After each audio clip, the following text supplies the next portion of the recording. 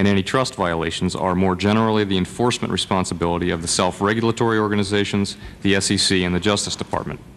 In addition, price manipulation and other types of secondary market fraud are also the enforcement responsibility of the SEC and the Justice. 그린스펀 시대 때부터 뭐가 달라졌냐? 물가와 자산 인플레에서 물가 인플레만 잡기 시작을 하고요. 자, 이제 2006년에 버냉키가 옵니다. 이 사람은 일본을 반면교사로 생각했던 사람이 그런 상황이 오니까 QE라는 프로그램을 만들어가지고 천재적으로 대응을 하게 되죠. 버냉키가 2012년에 QE3를 또 한다 그럽니다. 그때 반대했던 사람이 누구냐?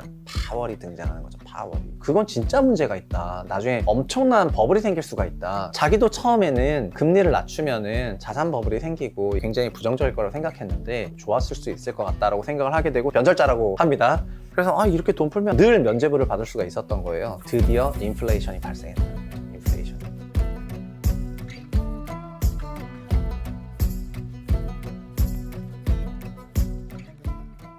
오늘은 제가 최근에 진짜 너무 재밌게 읽어서 이 책은 정말 대한민국 사람 다 읽었으면 좋겠다 이런 생각이 드는 책이 근 10년 내에 처음이었던 것 같은데 그 책 얘기를 정말 최대한 간결하게 전달해 드리도록 하겠습니다. 그리고 이 책을 설명을 드리는 거는 이 책 두께가 너무 두꺼워가지고 사실은 읽으려면 최소 8시간이나 아니면 주말 내내 써야 되는데 시간을 아끼고 그 다음에 다른 책이랑 연계해서 설명해 드리려고 영상화 작업을 한 거고요. 그리고 무엇보다도 이건 뭐 협찬이 아닙니다. 나중에 출판사에서 협찬이 들어오면 좋겠지만은 벌써 소개 다 해버렸기 때문에 이 책은 협찬 들어올 일이 없고요. 다만 이거는 정말 너무 재밌어서 제가 순수한 의도로 소개하는 거기 때문에 뭐 협찬 받고 책 소개냐 이렇게 생각하지 마시고 잘 들어주셨으면 좋겠습니다. 이 책은 제목은 굉장히 재미가 없는데 돈을 찍어내는 제왕 연준이라는 제목의 책이거든요.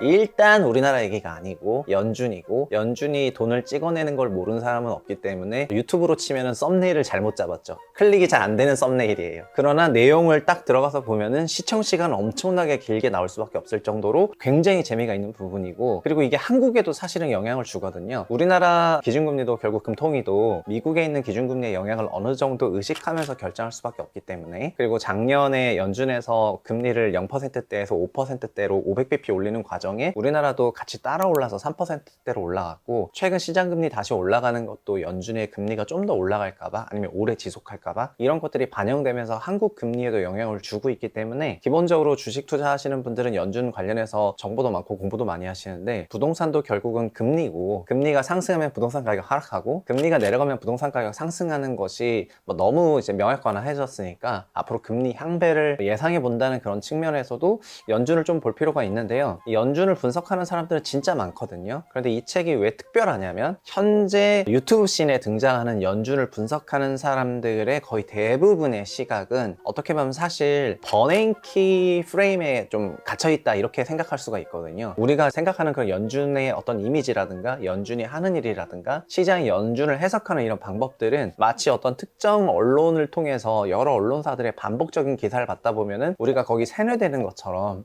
그쪽으로 굉장히 쏠려 있을 가능성이 있다는 생각이 좀 들고요. 이 책을 읽으면은 이렇게 쏠려 있는 사람들의 강력하게 저항했던 그건 아니야 그건 잘못한 것 같아 라고 얘기를 하면서 버냉키가 하려던 정책이나 옐런이 하려던 정책이나 이런 것들을 반대했던 사람들이 여기 얘기에 나오는데 이거를 그냥 듣보잡인 사람이 반대했으면은 이렇게 제가 이 책을 읽으시라고 말을 안 했을 건데 그런데 진짜 공교롭게도 파월이 이 안에 있단 말이죠. 그래서 중간에 이제 파월을 한번 변절을 하게 되는데 어떤 과정을 통해서 변절을 하고 처음에 왜 금리를 낮추고 하는 이런 과정을 반대했는지를 과거를 쭉 읽다 보면은 지금 현재 파월의 생각이라든가 이런 포지션에 대해서 더 이해도 높아지고 우리가 그냥 막연하게 생각했던 연준이라는 거에 대해서 더 속내를 들여다보게 되면은 지금 연준이 전 세계를 어떻게 만들었고 이 전 세계를 만들면서 한국도 어떤 영향을 받고 있고 앞으로 어떻게 될지를 알게 되는 거여서 부동산과 주식이나 코인이나 장르 무관 모든 자산 투자자는 반드시 읽어야 되는 책이다.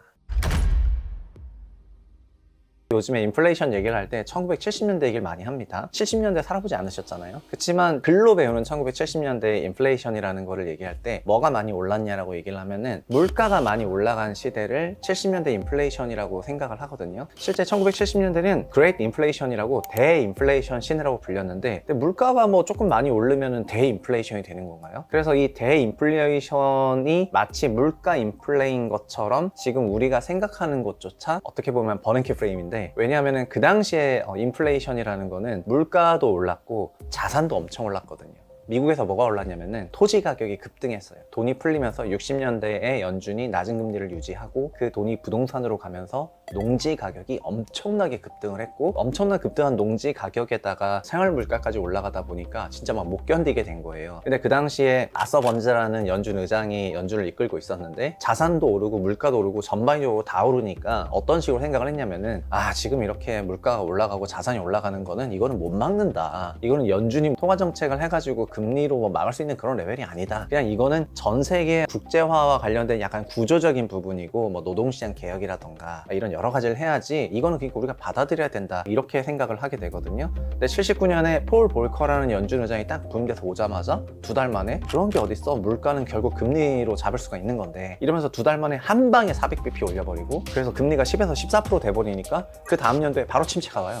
바로 경기 침체가 오니까 그 대통령이 재선이 있었는데, 야 지금 재선인데 경기 침체하면 어떡해 해가지고 한 번만 살려줘 하니까 다시 금리를 10으로 낮추게 되거든요. 그러니까 물가가 또 곧바로 올라버려요. 재선은 당연히 실패하고요. 그래서 모르겠다 해서 그냥 바로 20%까지 금리 올려버리고, 그러니까 물가가 진짜 말 그대로 확 잡히게 돼버리죠. 그래서 볼커가 뭘 보여줬냐면은 인플레이션이라는 게 얼마든지 금리를 통해서 잡을 수 있다는 게 증명이 된 거고요. 그리고 여기서 하나가 더 보여지는데, 자산 가격이 올라갔다가, 그러니까 자산 인플레이션이 발생했다가 가격이 크게 급락하면은 어느 회사가 망하냐면은 은행부터 망해요. 은행은 기본적으로 담보대출이라든가 신용대출을 해주는 기관인데, 자산 가치가 계속해서 올라가면은 은행은 계속 대출을 해줄 수가 있는데요. 10억한 주택이 5억 돼버리면요, 그럼 10억에 세팅해가지고 7억을 빌려줬는데 자산 가격이 5억 돼버리면은 결국 이 차주가 7억을 빌려갔지만 이 사람도 손실을 받고, 그럼 이런 손실금에 대해서 은행이 돈을 회수하지 못하게 되니까 은행이 망하게 되는 거거든요. 근데 은행이 망하게 되면은 이거는 은행 역시 경제에 굉장히 큰 축을 차지하는 부분이고, 이 당시에도 미국 전체의 은행이 한 2만 몇천 개였는데 8천 개가 망하게 돼요. 그러면서 거의 3분의 1 넘는 은행이 망하는 사태가 81년부터 83년까지 거의 만 3년에 걸쳐서 미국의 대침체가 찾아오게 되고, 책의 주인공 중에 한 명이 캔사스시티 연은의 그 행장이자 연준위원인 토마스 호니그라는 연준위원인데, 이 토마스 호니그가 80년대 때 은행장으로 일하면서 파산하는 회사들을 정리하는 일을 하게 되거든요. 그래서 이 사람이 그 당시에 생각하기를, 이 금리라는 게 장기간에 걸쳐서 시차를 두고 영향을 나타나니까 70년대에 이렇게 높은 금리는 60년대에 경기 진작을 위해서 금리를 오랜 기간 낮게 끌고 가다 보니까, 그러면서 부동산이 가격이 크게 상승하고 공교롭게 물가도 튀면서 자산 가격을 잡지 못해서 이게 자산 가격이 터지니까 은행들이 엄청나게 망하면서 기업에도 영향을 주고 경제도 영향을 주니까 자산 인플레도 관리해야 되겠다라는 생각을 그 경험 때문에 하게 되죠. 볼커 때문에.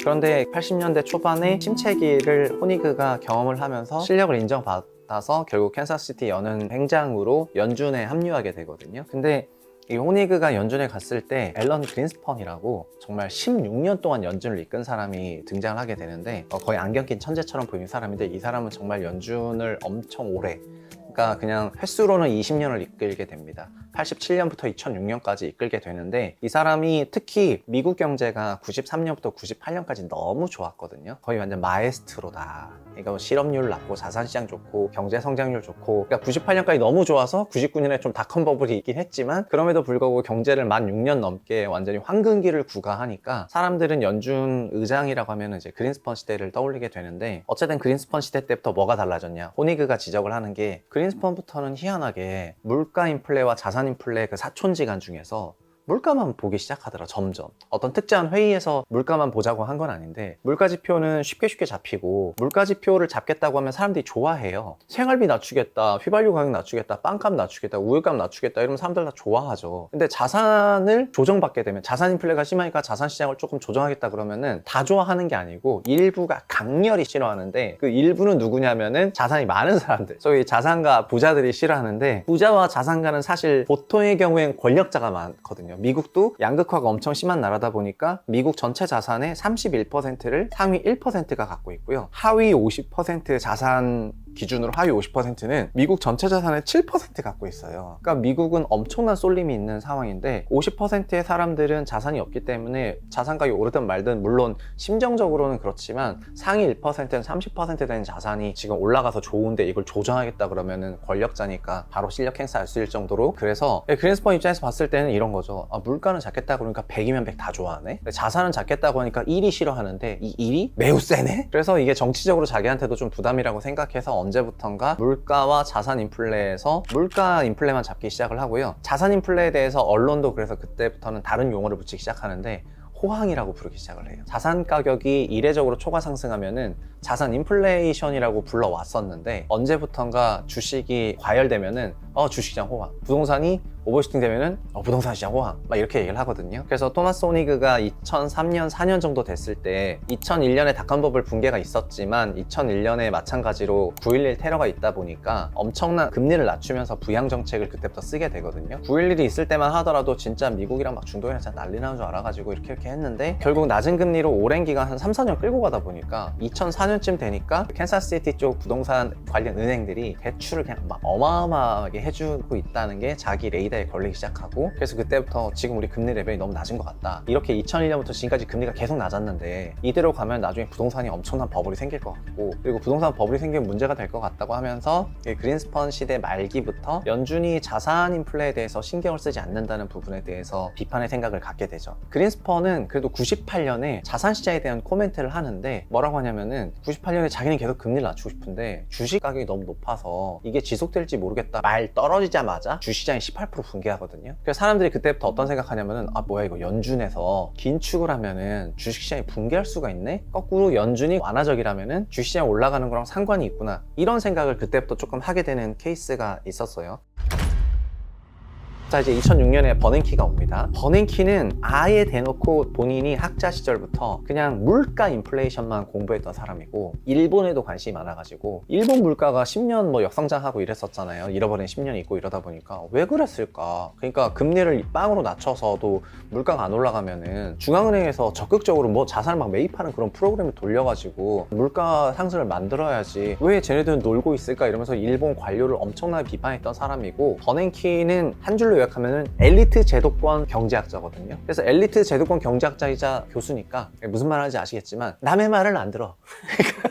그냥 자기가 제일 잘났거든요. 자기만큼 잘난 사람은 누구냐? 같은 엘리트 제도권 학벌 자기랑 똑같거나 학벌 더 좋은. 근데 뭐 하버드랑 프린스턴에 MIT 뭐 이렇게 나왔으니까. 근데 연준에서도 버냉키만큼 학벌 좋은 게 옐런인데 옐런은 남편 노벨 경제학상 수상자예요. 그러니까 옐런 말은 잘 듣죠. 근데 그 경제학이 아닌 사람들은 대놓고 무시하거든요. 어쨌든 버냉키가 이제 등장을 하고 그 사람이 물가 목표제, 우리가 지금 알고 있는 2% 물가 타겟팅 연준이 하고 있는 그거를 버냉키가 도입을 하고 연준 회의 끝나고 나면은 기자단이랑 미팅하는 거 그리고 점도표 앞으로 어떻게 하겠다 이런 것들을 다 그때부터 도입하기 시작하면서 나름 투명성을 높였는데 다만 이 사람은 학자다 보니까 학자 아닌 사람에 대해서 높은 가중치를 두지 않고요. 연준에서 어떤 분위기를 만드냐면은 경제학자가 아니면은 발언할 기회를 잘 갖지 않게 만들기 시작을 해요. 그리고 이 행동하는 용기라는 버냉키 책에는 그린스펀조차도 버냉키가 좀 까는 대목이 나오거든요. 20년간 연준을 잘 이끌었는데 되게 기이하고 신비한 사람이다. 도사 같은 사람이다. 그런데 이 사람이 경제학 박사였는데 박사 논문을 보니까 짜깁기를 한 것 같다. 이렇게 까요. 논문이 짜깁기가 됐대. 그러니까 약간 소시오패스적 성향이 있다는 거를 누가 봐도 알 수 있는데 그만큼 에고가 높은 사람입니다. 그런데 이 연준이 2010년부터 그러니까 2008년 글로벌 금융위기가 오죠. 글로벌 금융위기가 오고 그 다음에 주식 부동산 시장 특히 부동산 시장이 거의 초토화되는 과정에서 그 부동산 모기지 채권 MBS 같은 모기지 채권을 연준이 사들이게 되는 그런 별도의 프로그램을 하게 되고 이거를 QE1이라고 하는데 그러니까 금리를 낮추는 것 뿐만 아니라 시장에는 어떤 상품을 추가로 사는 거예요. 그러니까 이건 프로그래밍인 거예요.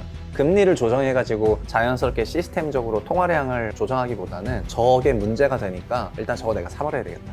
이렇게 해서 프로그램을 만들어서 돌리게 되거든요. 행동하는 용기의 책의 70%는 2008년 전후를 다루는 내용이 대부분이고요. 여기까지는 버냉키에 대한 찬양이 엄청났고 어떻게 보면은 이 사람은 일본을 반면교사로 성장률이 나오지 않거나 물가 인플레가 나오지 않는 상황에서 정부가 적극적인 프로그램을 돌려야 된다고 생각했던 사람이 공교롭게도 갔는데 그런 상황이 오니까 QE라는 프로그램을 만들어가지고 천재적으로 대응을 하게 되죠. 그런데 2008년이 끝나서 2010년 정도가 됐는데 버냉키가 어떤 생각을 하냐면은 실업률이 여전히 높으니까 9% 8% 정도 되니까 아직 경제가 완전히 살아나지 않은 것 같은데? 라고 생각을 하게 되고요. 자연스럽게 뭐라고 생각하냐면은 그러면 프로그램을 또 하나 만들어야 되겠다. 이때부터 책이 시작이 돼요. 이 QE2, 2010년에 QE2라는 걸 하게 되는데요. 이거는 단기 모기지 같은 그런 프로그램을 사는 게 아니라 안전자산의 대명사라고 할 수 있는 미국 10년 만기 채권을 연준이 사들이겠다는 거예요. 근데 이게 그게 뭐야? 이렇게 할 수 있는데 시장에는 주식이나 부동산 같은 위험자산이라는 영역이랑 국채와 같은 안전자산이라는 영역이 있는데 특히 10년 만기 미국 국채 같은 경우에는 안전자산의 대명사인데요. 이게 있으니까 시장에서는 나는 국채 사가지고 국채 수익률 4.5% 만족해. 난 주식 그래 한 8, 9% 기대하고 이렇게 하는 건데 연준이 국채를 막 사들여 버리면은 이 안전자산이 사라지게 되잖아요. 그럼 시장에 있는 돈들은, 시장 참여자들은 이 좁아진 상황에서 위험자산 쪽으로 좀 더 포지션이 옮겨가야 되거든요. 그러니까 인위적으로 10년 만기 국채 금리를 낮추는 특별한 매입 프로그램을 돌려버리면서 위험자산 포지션을 놓는 일을 하게 되는 거죠. 그러니까 그때부터는 연준 위원들이 갑자기 반대하는 사람들이 많아지기 시작을 해요. 그러니까 2010년 QE2부터 일단 호니그는 무조건 반대하고요. 그렇게 하면은 나라 전체가, 시장 참여자들 전체가 주식, 부동산, 뭐 쉐일 같은 거에 엄청나게 투자하게 되면서 자기 포지션을 위험자산으로 갖고 가기 때문에 그게 오랫동안 누적되면은 그쪽에 일단 기본적으로 버블이 생길 거고, 버블이 생긴 다음에 그게 오랫동안 누적되면 터지면은 은행 진짜 초토화된다. 그거는 이제 엄청난 부작용이 있다라고 했는데 그럼에도 불구하고 버냉키는 자기 모델에 그게 아니니까 QE2를 합니다. 왜냐하면 연준은 뭐 한 명 반대하더라도 돌아가지 않습니까? 그래서 이제 연준 위원 한 명의 반대가 있었지만 QE2를 하고요. 2010년 QE2를 하고 나서 댈러스 여는 총재가 있는데 로버트 피셔가 이런 얘기를 합니다. 근데 QE2를 해보니까 금리가 빵으로 갔는데 자기가 요즘 차량용 반도체로 유명한 텍사스 인스트루먼트의 그 CFO가 갑자기 나한테 이렇게 얘기를 하더라. 우리 회사가 15억 불을 조달을 해서 15억 불 조달해가지고 자사주를 사려고 합니다. 그러니까 아니 15억 불 조달해서 부채를 조달해서 자사주를 왜 사시죠? 라고 얘기를 하니까 그게 요즘 부채 금리가 0.4%밖에 안 돼가지고 자사주를 사면은 2.5%를 줘야 되는데 15억 불을 0.4%만 주면 되고 자사주는 2.5 캐시가 나가니까 그냥 싫다. 그냥 자사주 매입 소각해버리고, 그리고 자사주 매입 소각하면 주가가 오르는데 그럼 우리 C클래스들은 그거에 비례해서 인센티브 받으니까 우리 입장에서 안 할 이유가 없다. 그래서 15억 불을 가지고 자사주 매입 소각을 하거든요. 그러니까는 피셔가 뭐라고 비판하냐면은 우리가 제로금리로 돈을 풀었는데 15억 불을 조달한 회사가 고용이라든가 R&D를 하는 게 아니라 자사주 매입 소각을 하더라. 이게 경기 부양이냐? 이게 자산 가격 급등이지. 그러니까 버냉키가 하는 말이 뭐냐면은 그 사람은 경제 훈련을 제대로 받지 않은 사람이지 않습니까? 갈로 열고 제도권 경제학 박사가 아니잖아요 라고 딱 얘기를 하게 된 거예요. 근데 공교롭게도 피셔도 경제학 박사가 아니고 MBA야. 그래서 이제 그때 완전히 모멸감을 받은 다음에, 참고로 로버트 피셔는 댈러스 이어는 그만두고 영란은행까지 갔는데 근데 2017년에 언론에 인터뷰하거든요. 지금 연준에 있는 경제학 박사놈들이 지금 경제가 다 망치고 있다고 이런 인터뷰를 해요. 그러니까 경제학 박사라고 경제를 잘 아는 게 아닌데 경제학 박사라고 경제학 박사 아닌 사람 막 무시하는 그 관행. 근데 버냉키 2010년 발언 이후로 연준 내부에서도 그럼 이제 경제학 박사 있으신 분들만 말을 좀 잘 들으면 되겠다 해가지고 경제학 박사끼리 따지면 결국은 학교 간판이고, 학교 간판상으로는 버냉키 옐런 이길 사람이 거의 없으니까 이제 버냉키 옐런 시대가 열리게 되는 거죠. 박사 중심적으로. 그리고 이코노미스트 다 경제학 박사 올라오는데, 그래서 QE2에 대해서 논란이 있었지만 버냉키가 2012년에 QE3를 또 한다 그럽니다. 그러니까 이때는 진짜 반대가 엄청나게 많아지게 되거든요. QE3를 또 한다 그러니까. 그때 반대했던 사람이 누구냐? 파월이 등장하는 거죠. 파월이. 지금 제이 파월이 제로금리의 신봉자고 뭐 되게 이렇게 사람들은 생각을 하는데, 파월 얘기는 일단 좀 이따 하고, 그 2012년에 다시 QE3를 하겠다 그러니까 또 박사 한 명 불러서 세스 카펜터라는 이코노미스트를 불러가지고 설명해봐. 이 QE3는 장기 채권을 무제한 산다는 거였거든요. 그래서 QE 인피니시라고 불렸는데, 장기 채권을 무제한 산다 그러는 거는 장기 채권 계속 낮아지니까, 호니그는 11년에 연준을 떠났지만 아마 이때부터는 진짜 다 반대했던 거예요. 그건 진짜 문제가 있다. 나중에 엄청난 버블이 생길 수가 있다. 그렇게 얘기했는데 버냉키는 뭐라 그랬냐면은 물가 안 오르잖아. 물가 안 오르는 거 안 보여? 이런 거고, 그 다음에 우리 모델상으로는 이게 무조건 좋아진다. 1, 2년은 낮지만 한 5년 정도 지나면은 금리도 다 정상화되고 물가 다 올라가고, 그 다음에 연준이 자산 매입하겠지만 한 3.5조 달러 정도로 늘었다가 또 1.5조 달러 이하로 내려갈 거고, 뭐 괜찮다. 세스 카펜터 불러가지고 PTA를 다 하거든요. 근데 결과적으로는 그게 다 틀린 셈이 됐는데, 연준 자산도 4.5조로 늘었다가 0.7조밖에 못 줄였고, 인플레이션은 안 생겼고, 그 다음에 금리도 못 올라가는 이런 모델이 다 틀렸는데, 그럼에도 불구하고 이렇게 경제학 박사 중심으로 QE2까지 하게 되고요. 전반적으로 이 책의 비판의 노조는 이거예요. 2010년부터 2017년까지 만 7년에 걸치는 기간 동안 금리가 제로였어요. 그러니까 어떤 현상이 발생했냐면은, 금리가 제로만 아니면 된다는, 그러니까 수익률이 제로만 아니면 되는 어떤 형태의 사업이든지 간에 내가 투자할 수가 있게 됐는데, 가장 대표적인 게 주식, 그 다음에 뭐 회사채 시장, 그 다음에 뭐 나중에 레버리지론 같은 거, 그리고 주택시장, 그 다음에 사업용 부동산. 지금 요즘 사업용 부동산 이슈가 많잖아요. 사업용 부동산 랠리 했고요. 그리고 이게 나중에 흐르고 흘러가지고 결국에는 코인도 2017년에 1차 그 코인 펌핑이 있었고 이런 것들이 다 안전자산과 위험자산의 밸런스를 깨뜨린 연준 때문에 발생했다라고 생각을 하는 게 2010년 이후 QE2부터 전체적으로 반대론자들이 갖고 있었던 생각이었는데 근데 왜 버냉키가 이런 행동하는 용기를 썼냐. 행동하는 용기는 2015년에 썼는데요. 버냉키는 14년에 은퇴하거든요. 14년에 퇴임을 하는데 퇴임을 할 때 그러니까 12, 13년에 반대가 엄청 났던 거잖아요. 그래서 버냉키는 자기가 왜 QE를 할 수밖에 없었는지를 해명을 하는 자기 정책의 당위성을 이제 막 이렇게 쓰기 시작을 하고 반대했던 사람들을 다 까요. 다 까는데 호니그는 당연히 까고 리처드 피셔나 듀크도 까고 그리고 제이 파월도 좋은 얘기 안 하겠죠? 왜냐면 자기가 나올 때고 책 쓸 때는 제이 파월은 제로금리가 회사채 시장 문제로 간다고 막 이렇게 얘기했던 거거든요. 그런데 자 이제 드디어 그 유명한 제이 파월이 등장을 했죠.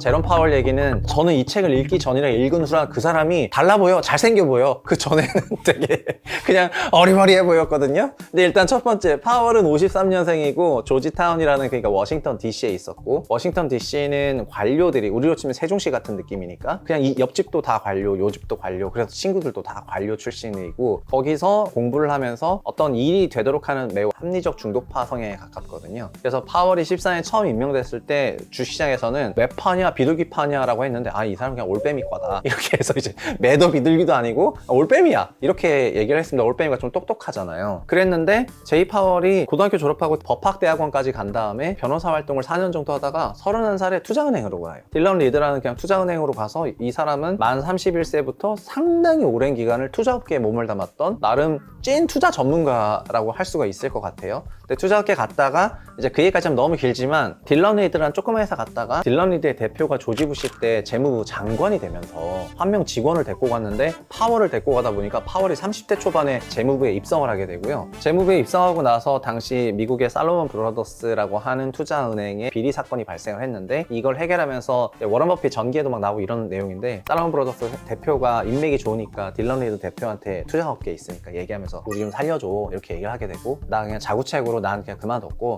버핏 불렀어. 버핏이 지금 최대 주주고 그래도 버핏이 좀 살려주십시오 이렇게 얘기하면서 재무부랑 파월이랑 통화하게 되거든요. 그래서 재무부는 결국 살로몬 브로더스를 살려줘요. 근데 그 살려주는 걸 보니까 의회가 열받아가지고 지금 살로몬 브로더스 살려주냐 이러면서 이거 살려주는데 관여한 사람 다 나와 이러니까 막 SEC 의장 그러니까 미국 증권거래소 의장부터 시작해서 다 나오는데 재무부 장관이 쫄리니까 어차피 가면 얻어맞아야 되잖아요. 나 싫다. 파월 너가 가라. 너가 가라 파월. 이래가지고 청문회를 파월을 보내게 돼가지고 30대에 청문회에 가서 의회에서 진술을 하게 되는데 미국 의회가 엄청난 융단 폭격을 했지만 파월이 법전공에 어쨌든 자기가 여러 가지 기준을 만들어서 했다는 거를 능수능란하게 대처를 하게 되면서 말끔하게 넘어가게 되고요. 그 건으로 바로 다음 해에 39살에 재무부 차관으로 승진을 합니다. 자 그리고 재무부 차관 승진하고 다음 해에 클린턴이 되면서 그 사람들이 내려오게 되는데 그럼 생각해보세요. 변호사 자격증이 있는데 31세부터 36세 정도까지 투자은행 업계에서 일했는데 또 재무부 경력도 갖고 있는데 단순 경력이 아니라 재무부 차관이야. 의회에서 증언도 했고 39세에 이런 커리어를 갖고 있는 사람을 가장 관심 깊게 땡겨올 사모펀드 중에 하나가 칼라일이라고 하는 워싱턴에 있는 사모펀드였는데 여기는 전 관료들과의 그런 어떤 정보를 통해 가지고 돈을 버는 회사였거든요. 그래서 칼라일에서 데리고 갈 만하죠. 일 잘하는 어린 사람이니까. 그래서 칼라일에 들어간 다음에 파월이 바로 간 게 아니라 싱크탱크에 잠깐 있다가 들어갔는데 그러면서 뭘 하게 되냐면은 M&A를 하게 돼요. M&A를 하는데 미국의 베어링 만드는 렉슨로드라는 회사를 M&A를 한 6억 불 정도 한 다음에 글로벌 금융위기를 지나서 나중에 처분을 할 때 그 M&A를 할 때 그냥 한 게 아니라 CLO라는 회사채 레버리지론 발행을 하고 추가 회사 인수하고 포트폴리오 확대하고 더 매력적으로 보이도록 그 다음에 경영권 최대한 보장하고 이러면서 기업 가치를 9억 불을 올려놓고 매각을 하거든요. 우리로 치면 1조 2천억 난 건데 1조 2천억에서 80%는 칼라일의 전주한테 갔는데 20%는 칼라일 인센티브로 가고요. 20%의 55% 절반이 파월은 그러면은 그 딜 하나로 이제 원래부터도 좋은 조지타운에 잘 사는 집안이었는데 그냥 돈으로 졸업해버리게 되는 거예요. 그러니까 파월이 2012년에 오바마 행정부에서 연준으로 보내게 됐을 때 파월을 무시하기 쉽지 않았던 게 뭐 은행장도 좋은데 파월은 그냥 투자업계에서 돈을 이렇게 벌고 왔고 재무부 차관 출신이잖아요. 그러니까 연준은 재무부 장관이랑 소통하는 자리인데 재무부 차관을 직접 역임했던 애가 오바마의 지정을 받아서 왔고 자기는 투자원에 돈 벌었으니까 아무리 연준에서 경제학 박사가 발언권이 셌지만 파월은 오자마자 발언권이 셌죠. 근데 경제학 박사 아니면 말을 안 들어주는 분위기니까 파월도 초반기에는 낮은 금리가 2010년부터 17년까지 제로금리가 자산시장 버블을 만드는 그 증거 중에 하나가 내가 썼던 그 회사채 시장, 레버리지 론 시장이 이게 문제가 있다는 걸 좀 인식을 하고 어떻게 했냐면은 75명의 펀드 매니저 지인들한테 다 설문 돌려가지고 뉴욕 베이스의 펀드 매니저들 설문조사지를 연준 회의장에 딱 돌리면서 보세요. QE 하니까 주식시장 올라가고 자산가격 올라가고 연준에서 출구하지 못할 것 같다고 뉴욕에서 다 생각하지 않습니까? 얘기하니까 버네기도 할 말 없죠. 그랬더니 파월의 리더십에 피셔하고 듀크가 막 감동받아가지고 뭐야 이 자식 이러면서 그 파월이 막 붙어가지고 이제 파월이 3명이 돼요. 그러니까 반대론자가. 그러니까 반대론자가 3명이면 버냉키 역시 추가적인 어떤 프로그램을 더 하려면은 만장일치적인 찬성이 필요한데 막 반대가 많은데 끌고 갈 힘이 없다 보니까 정치적으로 위험하고. 그러니까 2013년에 버냉키가 카메라 앞에 서가지고 이렇게 얘기를 하죠. 미안한데 우리 QE 프로그램 이게 QE 인피니시였는데 무제한이었는데 2014년인가 언제쯤 되면은 우리 이거 약간 테이퍼링으로 매입을 더 줄여나갈 수도 있어. 이렇게 얘기를 하거든요. 그랬더니 시장이 다시 한번 발작. 테이퍼링 발작이라 그래가지고 이때도 2달 동안 한 20%가 빠지게 돼요. 그러니까 아까 그린스펀 때도 이 멘트 긴축한다 그러면 빠졌었는데 버냉키 때도 긴축한다 그러면 빠지는 거예요. 근데 긴축한다 그러면 빠졌는데 빠지니까 장기금리가 튀거든요. 위험하니까. 장기금리가 튀니까 연준은 그동안 장기금리를 낮춰가지고 성장률을 제고하려고 노력을 많이 했는데 긴축한다 그래서 바로 빠지고 장기금리가 튀니까 다시 개입을 해야 되는 거예요. 그러니까 이때부터 딜레마가 발생을 하기 시작합니다. 자기도 처음에는 금리를 낮추면은 자산 버블이 생기고 이게 굉장히 부정적일 거라고 생각했는데 2016년 정도가 되니까 그냥 봐라. 물가가 오르지 않는다. 물가 인플레이션이 발생을 하지 않는다. 그래서 우리가 제로금리로 돈 풀고 프로그램을 돌린 이런 것들이 어떻게 보면 미국 경제에 좋았을 수 있을 것 같다라고 생각을 하게 되고 최근 변절자라고 합니다. 근데 그 당시 기준으로 저는 그럴 수도 있다고 생각하는 게 12, 13년에 좀 이렇게 했는데 12, 13, 14, 15, 16 한 5년을 인플레이션이 안 생겼으면은 아 이거 인플레이션이 안 생기고 구조적으로 디플레이션으로 가는 걸 수도 있겠다라고 얘기를 하면서 이때 돈을 더 찍어야 되나? 그런 논의를 많이 했었던 거였습니다. 근데 2018년에 파월이 연준 의장이 되고 2018년 말에 옐런부터 테이퍼링을 조금 해가지고 0.7조 달러를 꾸준히 이렇게 줄여가는 과정을 하고 있었는데 그 2018년 말이 되니까 자산시장 전체가 동시에 빠지거든요. 채권이든 주식이든 부동산이든 마치 코로나 때처럼 동시에 빠지는데 원래 이거는 이렇게 빠지면 안 돼요. 그래서 아마 이때는 올레더도 대응이 안 됐을 것이다. 왜냐하면은 이 여러 가지 리스크 상품들이 자산 간에 서로 다른 흐름을 보여야 되는데 2018년에 빠진 건 그때부터 다 빠졌거든요. 그거는 현금이 아니면은 방어가 안 된다는 거고 위험 자산이나 안전 자산이 다 빠진다는 거는 이건 매우 돈의 유동성 영향으로 이렇게 움직였다는 거기 때문에 파월도 아 우리 잠깐 이렇게 긴축하는 프로그램을 좀 멈추자 이러면서 파월도 그때 100기를 듭니다.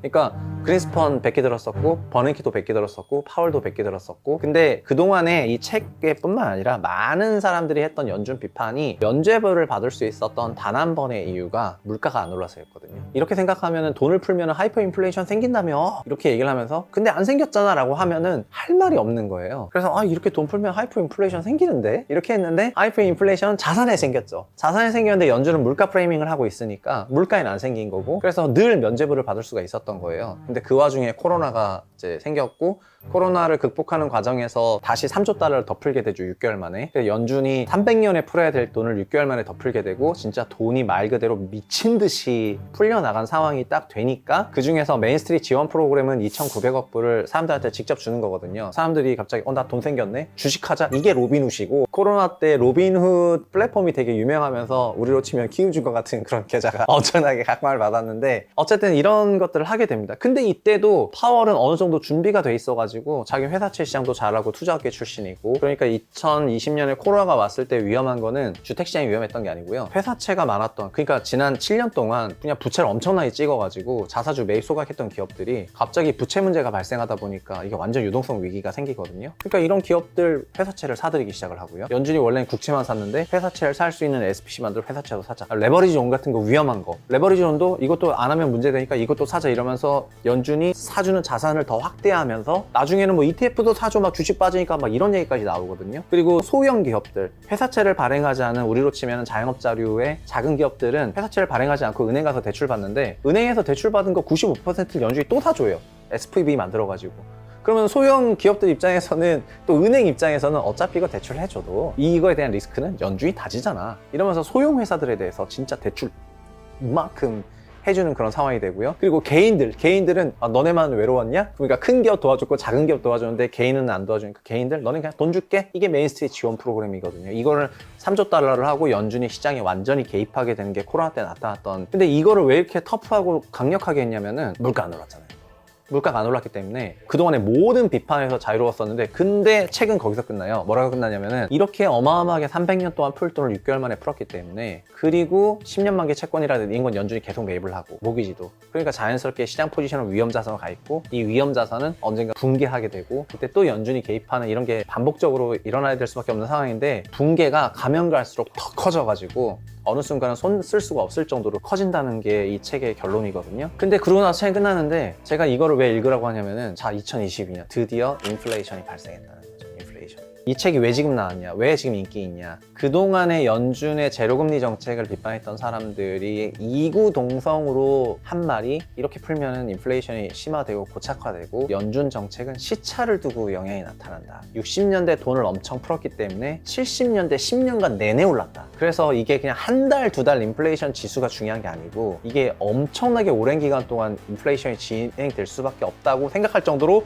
돈을 너무나 많이 푼 거잖아요. 연준이 100년 동안 푼 돈을 08년에 6개월 만에 풀었었고요. 300년 동안 풀어야 될 돈을 또 6개월 만에 코로나 때 풀었기 때문에, 자, 돈은 엄청나게 증가를 했는데, 증가한 거가 터진다면은 얼마만한 사이즈로 이제 터질 거고, 그리고 여기서 하나 더, 이 책의 시사점 부분이 이런 거죠. 연준 위원들이 그동안에는 자기가 당당했잖아요. 돈 이렇게 풀어도 물가 안 오르던데? 제로금리 계속 유지해도 물가가 안 오르던데? 라고 얘기를 하고 있는데, 지금은 올랐잖아요. 근데 올라간 거를 중국이랑 미국의 공급망 교란 때문에 올라갔다고 일종의 물타기를 하고 있긴 하지만, 근본적으로 연준을 비판하는 쪽에서 하는 얘기는 진짜 뻔한데, 돈을 너무 풀었기 때문에 인플레이션이 발생하는 거고요. 그리고 지금은 금리가 좀 올라가니까, 아까 자사주 매입 소각도 얘기했지만, 제로금리 시절에 미국에서 자사주 매입 소각 애플이든 맥도날드든 막 했는데, 맥도날드는 500억 불 자사주 매입 소각을 했는데 300억은 순이익이지만 200억 불은 차입이었어요. 차입을 해서 자사주 매입 소각을 하니까 역시 외국은 자사주 매입 소각을 하고 한국도 안 하네 이러면서 외국이 선진국 이랬었는데, 사실은 외국은 선진국이 아니라 자사주 부채 비율이 0.1밖에 안 되니까, 자사주는 돈 더 내야 되니까 자사주를 없애는 게 유리해서 인센티브가 그렇게 돌아가서 한 거거든요. 그런 것처럼 우리가 현재 미국이라던가 연준을 생각하는 여러 프레임들이 버냉키가 만들어놨던 물가 프레임에 많이 맞춰져 있고요. 현재는 자산 버블이 너무나 심화된 그런 상태다 보니까 일반 개인들이 느끼기에 양극화가 너무 심해진 거에 대한 원흉을 찾고 싶은데, 그 원흉의 화살표가 점점 어디로 가고 있다? 연준으로 가고 있다.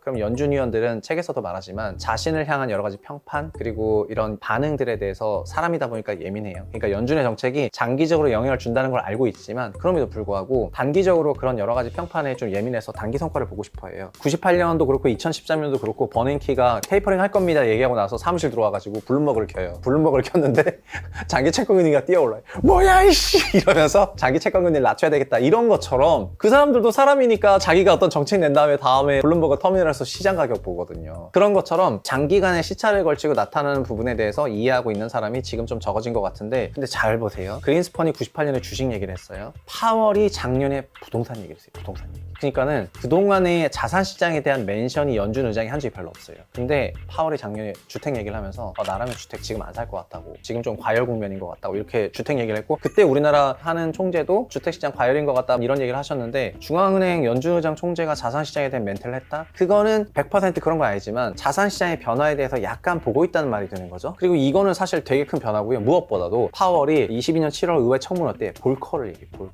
그러니까 연준 의장은 1년에 2번 의회 나가서 청문회해야 되는데, 자기네가 쓰는 정책에 대해서 설명해야 되거든요. 근데 그때 뭐라고 하느냐? 자기는 볼커 잘 알고 있고 볼커가 되고 싶다. 사람들은 이거를 파월이 그냥 이상한 소리를 하고 기술적으로 발언했다고 생각을 하는 것 같습니다. 근데 의회에서, 국회에서 기술적으로 그런 사람이 그렇게 발언을 한다? 두 번째, 그리고 파월이 그러니까 생각이 바뀌었을 수 있을 가능성을 지금 아예 열어놓지 않은 것 같다. 그러니까 여전히 시장에서는 금리가 낮고 제로금리로 내려가고, 다시 제로화 금리가 되면은 지금처럼 높은 금리가 잠깐 고통이지만 이 고통 금방 끝날 거고, 다시 제로금리 빨리빨리 가주시면은 저는 뭐 진짜 좋아합니다 이러면서 막 부동산이든 주식이든 계속 더 살 준비가 돼 있는데, 그러면서 막 근거를 갖다 대지 않습니까? 인플레이션이 꺾였잖아요 막 이러면서 갖다 대고 있는데, 연준이 이 과정을 거치는 상황에서 만약에 이 인플레이션이 지금 단기에 조금 내려간다 하더라도 70년대처럼 60년대에 돈을 너무 풀어가지고 장기간에 걸친 인플레이션이 나온다고 그렇게 생각하게 되면요, 계속 높은 수준의 금리를 이어갈 거예요.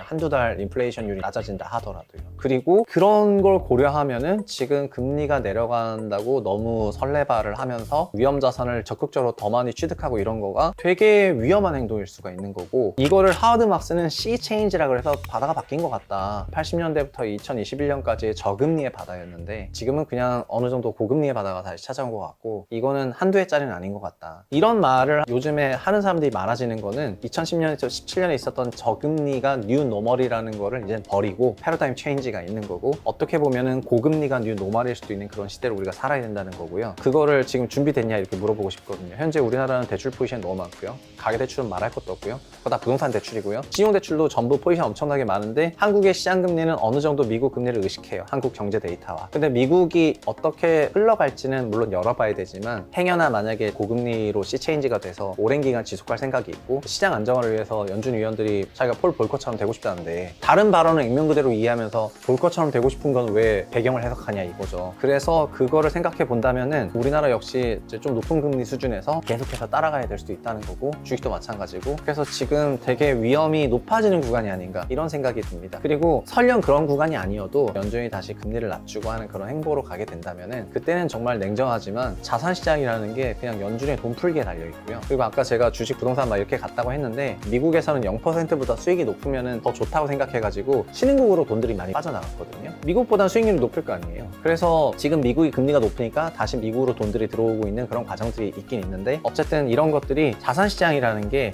어느 순간부터는 개별 산업, 개별 섹터, 개별 국가의 경제라든가 산업 사이클이라든가 이런 거를 반영하는 거를 넘어서서, 그리고 자산이 갖고 있는 고유한 리스크 리턴 프로파일이라고 하는 위험이라든가 성과 보상에 대한 어떤 걸 넘어서서 유동성이 자산 가격 전체를 결정하는 키 드라이버가 돼버린 지 오래이고요. 이거는 주식, 부동산 다 마찬가지인 것 같다. 그런 맥락에서 연준 금리 정책이라든가 연준의 어떤 스탠스 변화를 바라봐야 되는데, 어떻게 보면 우리가 연준을 바라볼 때 연준이 발표하는 발표문을 미시적으로 해석하는 경향이 있는 것 같습니다. 그런 미시적인 해석보다 굉장히 거시적이고 장기 시계열에 걸쳐서 해석할 수 있는 기회를 만들어준 책, 돈을 찍어내는 제왕연준, 이거는 거의 분석왕을 해도 될 정도의 그런 내용이었던 것 같고요. 부동산에도 상당한 시사점이 있었기 때문에 이거를 이제 오늘 소개하는 것으로 마무리를 짓도록 하겠습니다. 오늘의 결론, 파월 바뀌었다, 조심해라. 2% is and will remain our inflation target. We see the current stance of policy as restrictive, putting downward pressure on economic activity, hiring, and inflation. But we cannot identify with certainty the neutral rate of interest, and thus there is always uncertainty about the precise level of monetary policy restraint. 돈을 찍어내는 제왕 연준을 제가 너무 재밌게 읽어가지고 그거를 해설을 했는데, 그 영상이 정말 너무 반향이 좋아가지고 책도 역주행을 하고, 그리고 협찬을 아예 안 받은 정말 순수한 의도에서 어떻게 좀 책을 많이 읽었으면 하는 마음으로 이렇게 했었는데 좋은 성과가 나서 굉장히 기분이 좋은 상태이고, 그 영상을 사랑해 주셔서 일단 구독자분들께 굉장히 감사를 드리고요. 그리고 돈 찍제 연준이라는 책과 함께 패키지로 읽으면은 거의 어떻게 보면 너무 완벽한 책이 한 권 더 있었는데, 그게 바로 이 금리의 역습 라는 책이거든요. 이번에 잭슨홀 미팅이 8월 25일에 있었는데요. 그 잭슨홀 미팅을 기다리는 과정에서 한 가지 논란이 있었거든요. 금융시장에서. 그 논란이 바로 여기서 다루고 있는 그 내용이기도 하고, 그걸 읽고 나면은 또 되게 어떤 인사이트가 생기는 것 같아가지고, 이게 금리 역습이라는 책이 단순한 상식이 아니라 당장 현재를 기준으로 연준을 바라볼 때 연준이 어떤 행보를 택할지라던가, 그리고 이런 자산시장에 대한 어떤 인사이트를 주는 그런 책이라고 생각이 들어서 이거를 좀 소개를 해야 되겠다, 이런 생각을 가지고 나왔습니다. 책 제목부터가 일단은 말씀드리겠는데, 이게 The Price of Time, 이거는 그러니까 원제 그대로 해석하면은 시간의 가치가 되거든요. The Price of Time. 이 책의 코어 메시지는 금리라는 거는 시간의 가치다, 약간 이렇게 얘기를 하게 되거든요. 그리고 책을 쓴 저자는 또 에드워드 챈슬러라는 사람인데, 이 사람도 엄청난 사람인데요. 책만 쓰면은 경제 위기가 와요. 그래서 99년에 금융특위의 역사 쓰니까 뭐 닷컴 버블 한번 세게 오고, 2005년에 책 쓰니까 몇 년 지나서 리먼 오고, 그러니까 이 사람한테 사람들이 야, 너 대단하다, 어떻게 이렇게 위기를 잘 맞히냐 이렇게 했었고, 이 책도 22년에 쓰여졌거든요. 그래서 22년에 하반기에 나스닥 시장 완전 붕괴되고 이런 위기가 왔기 때문에 또다시 역시 파괴자는 파괴자를 알아본다, 약간 이런 관점으로 이 사람이 쓴 책이 이제 확 바이럴이 됐고, 특히 위기가 왔을 때 굉장히 조망을 받는 그런 작가라고 할 수가 있을 것 같습니다. 그리고 작가에 대해서 간단히 소개를 하면은 전공은 역사학이더라고요. 그래서 케임브리지랑 옥스퍼드를 제가 왔다 갔다 하면서 역사를 전공을 했고, 이 역사 전공한 걸 토대로 경제사를 파다 보니까 경제사학에 대해서 굉장히 이해도가 높아지는 그런 작가였는데 나중에는 실제로 금융시장에서 20년 넘게 일을 해요. 그러니까 역사 경제사를 완전히 꿰뚫은 상태에서 금융시장에서 일을 하다 보니까 이제 이해도가 굉장히 광폭적으로 넓어지는 그런 계기가 있었는데, 특히 좀 더 알아보니까 옥스퍼드랑 캠브리지, 그러니까 옥스브리지의 경제사학은 굉장히 복합적인 접근을 하더라고요. 굉장히 폭넓고 다양한 형태로 다루다 보니까 단순하게 어떤 데이터 한두 개가 변했다고 해가지고 시장 전체가 바뀌는 게 아니라 그 기저의 인과관계 같은 것들을 굉장히 많이 밝히는 이런 형태로 사학을 쓰거든요. 그리고 반대로 말하면 이게 엄청난 이야기꾼이라는 말이 되는 거예요. 그러니까 옛날에 뭐 누가 무슨 얘기 했는 줄 알아? 그게 있었을 땐 말이야 이러면서 오만 TMI를 쏟아내게 되는 건데, 이게 재밌자면은 엄청 재밌는 거고, 나한테 내가 읽는 주제에 대해서 재미없자면은 이런 것까지 적어야 돼? 하면서 나오게 되는데, 실제 이 책이 그런 식으로 쓰여져 있습니다. 그러니까 이 금리라는 것도 책 제목이 자 프라이스 오브 타임, 제가 이미 진행하는 방식이 이 책의 서술 형식이야. 뭐냐면 막 주제랑 내용이랑 얘기를 해야 되는데 옥스브리지의 경제사학스럽게 오만 잡 얘기를 하면서 이제 서서히 그 탄착군을 좁혀 나가면서 그 유현진이 제구하듯이 이렇게 빡 들어가게 되는 이런 형태의 책을 여기서 쓰게 되는데요. 지금 우리는 금리를 결정을 할 때 물가 데이터를 보고 금리를 결정하는 거가 굉장히 자연스럽다 이렇게 생각을 하잖아요. 근데 대체 언제부터 우리가 물가를 보고 금리를 결정하는 거를 그렇게 자연스럽다고 받아들였을까요? 그거는 미국 같은 경우에는 물가 목표제라는 거를 버냉키가 정말 제대로 고착화를 시켰거든요. 여기서도 버냉키야. 그래서 그때부터는 어떻게 생각했냐면 이런 거였어요. 뭐냐, 중립금리가 뭔지 그러니까 중립금리가 몇 퍼센트인지 눈에 안 보이니까 물가를 통해서 간접적으로 드러나지 않겠느냐. 그래서 물가가 안정적이라면은 위기는 없을 것이고 경제적으로 부담이 안 되는 이데아적인 중립금리가 잘 나타나고 있는 것이 물가로 드러난다, 이런 얘기를 하는데요. 책에서 뭐라고 하냐면은 미안한데 미국 역사에서 가장 큰 위기라고 하는 게 두 번 정도 있었는데, 첫 번째가 대공황 때였고 두 번째가 리먼이었는데, 대공황과 리먼 직전에 물가 매우 안정적이었다, 그렇게 얘기를 해요.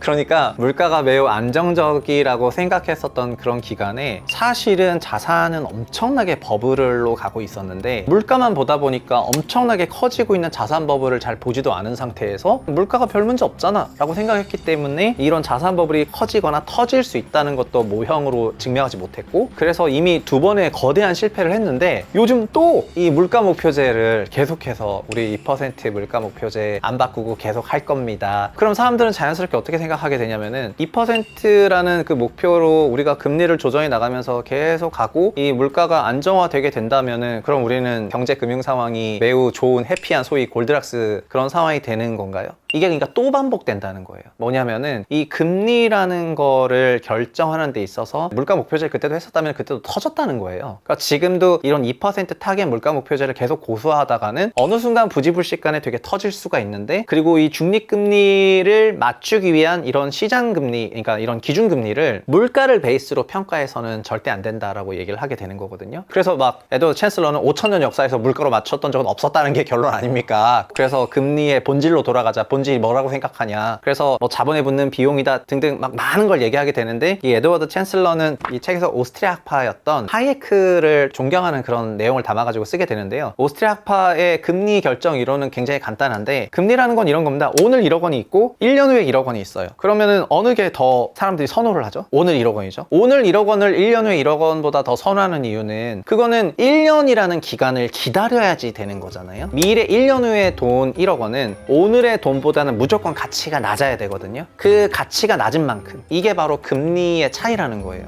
그러니까 거꾸로 말하면은 1년 후에 1억 원의 가치보다 오늘의 1억 원의 가치가 더 큰데, 그 큰 것이 시간을 선호하는, 오늘을 선호하는 우리 인간이 갖고 있는 고유한 그 가치 계산 방식인데, 바로 이게 금리라는 거예요. 그러면은 0% 금리가 오스트리아 학파가 봤을 때 얼마나 말이 안 되냐면은 오늘의 1억 원과 1년 후의 1억 원에 대해서 그냥 등가로 생각한다는 거고요. 이거는 0%면은 100년 후도 등가겠네요. 그러면 올해 1억 원을 저한테 주는 거하고 저한테 100년 후에 1억 원을 저한테 주는 게 그 두 개가 0% 금리면 똑같은 거니까 너 만족하지라고 얘기를 하면은 저는 뭔 소리 하고 있냐, 100년 후에 난 살지도 못하는데 이러면서, 그러니까 인간은 유한한 수명이기 때문에 시간에 대해서 엄청난 가치를 두고 있고, 그래서 시간은 금이라는 말도 있는데, 그 시간은 금이라는 그 금이 정말 골드가 아니라 인터레스트다, 이게 여기에 코어고, 그렇다면 우리 인간이 유한하다는 그 존재만으로 인해서 그 중립금리는 너무나 자연스럽게 0이 될 수가 없다는 거고요. 근데 하물며 옛날에 마이너스까지 갔잖아요. 않지 않습니까? 그러니까 세뮤얼션처럼 이제 아니 너는 로키 산맥으로 올라가는 자동차 연료 아끼려고 로키 산맥을 다 깎는 게 합리적이니? 이 얘기는 올해 1억 원보다 100년 후 1억 원이 더 가치 있다. 이게 마이너스 금리 개념이 되거든. 그러니까는 이게 금리를 0으로 바꿨었던 게 얼마나 말이 안 되는지 이걸 설명하게 되고요. 그래서 물가를 보지 말라는 이런 얘기, 그러니까 물가를 보고 있다는 게 또 다른 거대한 세 번째 실패가 될 수 있다는 이런 경고를 딱 던지고 있는 것이고, 그러면은 충격과 파괴는 어디서 오냐? 자연스럽게 자산시장 버블에서 오게 되는 건데요. 물가라는 거는 어떤 시장 전체 경제의 어떤 한 부분일 뿐이지 전체를 다 드러내는 게 아니라 일부를 보여주는 건데, 어떻게 보면 장님이 코끼리 다리 만지듯이 물가만 보고 아 우리 경제 좋나 보다 뭐 이럴 수가 있는 건데, 그게 아니라는 거라고 된다면은 이게 갖고 있는 위험성을 여기서부터 생각할 수가 있게 되는 건데요. 그래서 책에서 이렇게 얘기를 합니다. 만약에 시중에 그 니네가 생각하는 중립금리보다 지금 현재의 금리가 낮다고 생각한다면은 그럼 어떤 일이 벌어지냐면은 돈들이 효율적으로 배치가 되지 않는다.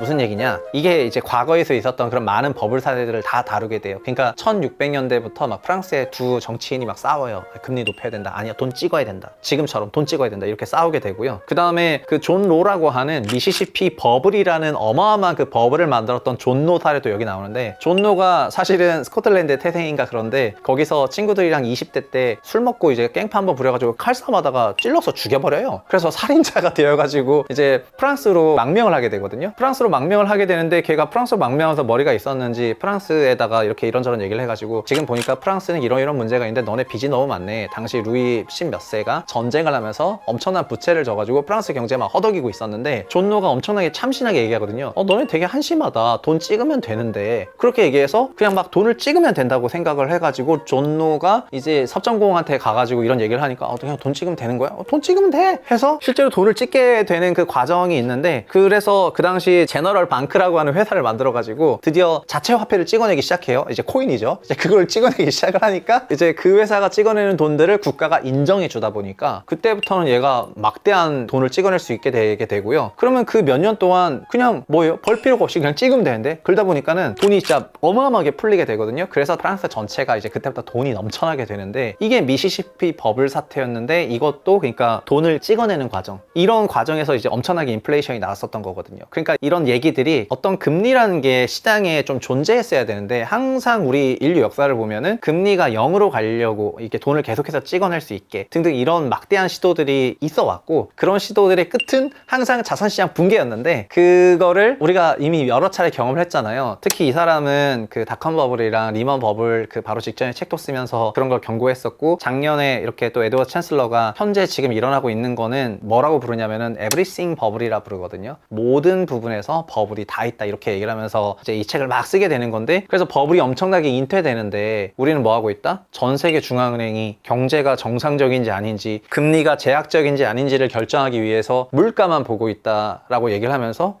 그러면은 1929년이나 2008년이나 똑같았는데 미래에도 또 똑같이 되겠네? 라고 얘기를 하면서 엄청나게 경고 메시지를 전달하고 있는 거죠. 요즘에 보면 어떻게 보면 이런 데이터를 기반으로 물가를 평가를 하고, 그리고 금리를 결정하는 거가 또 굉장히 합리적이라고 이렇게 생각하게 되는 그런 사조가 생긴 거가 2010년대 이후부터라고 조금 했는데, 사실 이게 되게 저도 굉장히 너무나 당연하게 받아들였던 그런 거긴 했거든요. 우리는 또 연준이 뭐 이중 책무를 갖고 있는데 고용과 물가라는 듀얼 먼데이트라는 게 또 있다 그러고 등등 뭐 이런 게 있다 그러니까 그게 너무 당연하다고 받아들였는데, 물가 안정이라는 게 어떤 물가 목표제하고는 또 다른 거거든요. 그 물가가 안정적인 거가 이게 꼭 우리가 몇 %여야 된다 하는 그런 이론적인 배경은 또 찾기가 어려운 거예요. 근데 과거, 그러니까 대공황 때 이 얘기를 하는 게 진짜 좋을 것 같은데, 1921년쯤 됐을 때 그때 미국의 소비자 물가 지수는 정말 너무나 안정적이어가지고 1929년 정도 되니까 그 어빙 피셔라고 하는 정말 너무나 유명했던 경제학자 교수, 이 사람 물가 전문가인데, 그 사람이 뭐냐고 하냐면은 미국 물가 지수 지난 10년 동안 변화도 없고 너무 안정적이다. 그래가지고 사실은 이제 자산시장은 이제 개거품으로 올라가고 있었는데 너무 안정적이다 막 이렇게 얘기하면서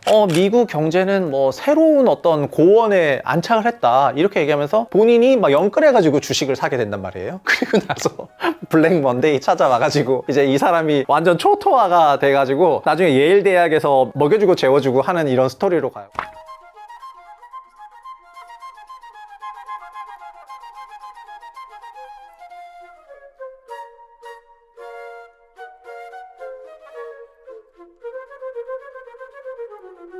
바로 그 직전에도 그 1928년에 책에 그 케인즈 스토리가 나오는데, 그러니까 어떻게 보면 이 현재의 거시경제학은 케인즈가 아버지라고 할 수 있는데, 이 케인즈도 주식 투자를 했었어요. 그래서 이제 스위스 친구인 소머리라는 친구를 불러가지고, 소머리가 우리로 치면은 PB, 프라이빗 뱅커로 막 고객들에게 투자를 얘기해주고 있는데 1928년쯤에 만나요. 29년 전에. 그래서 케인즈가 물어보죠. 소머리야, 요즘 너 친구들한테 뭐라고 얘기하냐? 그러니까 소머리가 난 지금 다 도망가라고 얘기하는데 지금 너무 비싸가지고 얘기를 하니까, 케인즈가 뭔 소리야, 미국 경제는 무너질 리가 없어 이렇게 얘기하고, 너 무슨 종목 세일즈하는지 나한테 종목이나 얘기해봐, 이렇게 얘기를 해가지고, 그 소머리가 그거를 케인즈랑 한 대화를 다 기록을 해놔가지고, 그래서 난 이렇게 얘기했는데 얘는 이렇게 얘기했다. 그러니까 케인즈가 말을 하거든요. 자 봐라, 지금 물가부터 시작해서 모든 게 안정적인데 넌 도대체 어디서 무너진다고 생각을 하는 거야? 라고 하니까, 이 소머리가 얘기하기를 현재 이렇게 너무 높은 가격에서 초과 상승할 수 있는 룸과 현재의 어떤 그 기대 수익률, 이거가 점점 좁아지고 있다는 걸 봤을 때 자기가 생각할 땐 붕괴가 임박한 것 같다, 이렇게 얘기를 해가지고, 이제 본인은 붕괴가 임박했으니까 사람들한테 조심하라는 얘기를 많이 했는데, 케인즈 역시 엄청나게 투자하게 되고, 그래서 실제로 이때 자기 자산의 25%가 그냥 한 방에 날아가게 되거든요.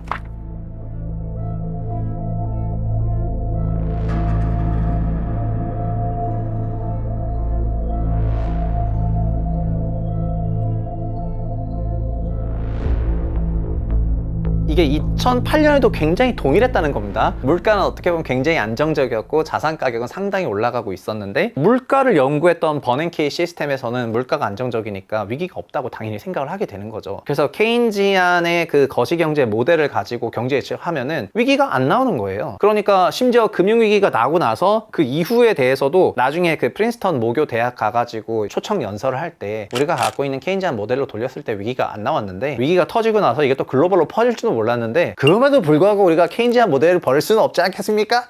막 이래가지고 이제 여기까지는 안 했지만 굉장히 세련되게 말했겠죠. 그러니까 미국은 원래 이런 계량, 모형 이런 거에 강점을 갖고 있었고, 소위 유럽계 경제사조는 이 사상이라든가 철학, 논리 베이스로 성장을 하다 보니까 이쪽에서는 사상 지성사라고 부르게 되는 거고, 여기는 이제 거시미시 경제를 다루는 모형을 배우게 되면서 이쪽 경제가 발전하게 되는 이런 게 조금 있거든요. 근데 그 얘기를 하면서 요즘에 대해서 자기네가 봤을 때, 그러니까 에드워드 챈슬러가 봤을 때는 어떻게 또 1920년대나 2000년대 초반이나 2020년대나 똑같냐, 그래가지고 지금 거시적으로 물가만 보고 가는 게 굉장히 괜찮을 수 있지만 나중에 이게 엄청난 버블이 터지게 되는 그 바로 직전에서도 사람들은 아무런 위기 신호를 못 느낄 수도 있다, 이렇게 얘기를 하고요. 책에서 그래서 뭐라고 하냐면은, 시장 이자율이 제약적인지 아닌지를 판단할 때는 물가를 보지 말고 대출이 늘어나고 있는지를 봐라, 이렇게 얘기합니다. 그러니까 시장에서 지금 금리가 너무 높아서 내가 이 돈을 빌려가지고 돈을 못 벌 것 같으면 대출을 줄일 것이고, 시장에서 금리가 너무 낮아서 내가 돈을 많이 벌 것 같으면 대출을 많이 받을 거잖아요. 그래서 적정한 이자율은 금리가 아니라 신용팽창으로 간접적으로 확인할 수 있다고 얘기를 하거든요. 저는 그게 되게 맞는 말처럼 들리더라고요. 그렇지, 내가 한 4%로 벌 수 있는데 은행에서 1% 해주면 돈 빌려가지고 엄청나게 투자할 건데, 근데 거꾸로 난 4% 벌 수 있는데 금리가 10%라고 하면 돈을 빌릴 리가 없잖아요. 그러니까 너무나 시장의 자연스러운 선택에 따라서 금리가 높고 낮음이 결정이 되는 건데, 그거를 물가로만 본다? 지금은 물가에서 인플레가 나왔기 때문에 돈을 많이 풀면은 물가 인플레가 나온다고 생각을 하지만은, 2008년, 10년, 12년에는 돈을 엄청나게 풀었는데도 물가 인플레가 사실 안 나왔고, 그때는 금융 시스템 안에만 돈이 있어서 그 실물로 안 돌아오다 보니까 인플레가 안 나오긴 했었는데, 그러니까 물가라는 거는 실제로 그 당시에도 자산 버블이 없었던 건 아니고 자산 가격이 엄청나게 올랐었거든요. 그러니까 물가는 경제의 어떤 굉장히 작은 부분에 불과한 것 같은데, 그 물가가 어떤 지금 우리 이데에 존재하는 그런 중립금리가 있을 거라고 생각하고, 그 중립금리를 가장 100%의 모습으로 잘 드러낸다고 생각을 하게 된다면, 그거는 정말 또 다른 어떤 파국으로 이어질 수 있다는 부분으로 이제 굉장히 경고를 하게 되는 거죠.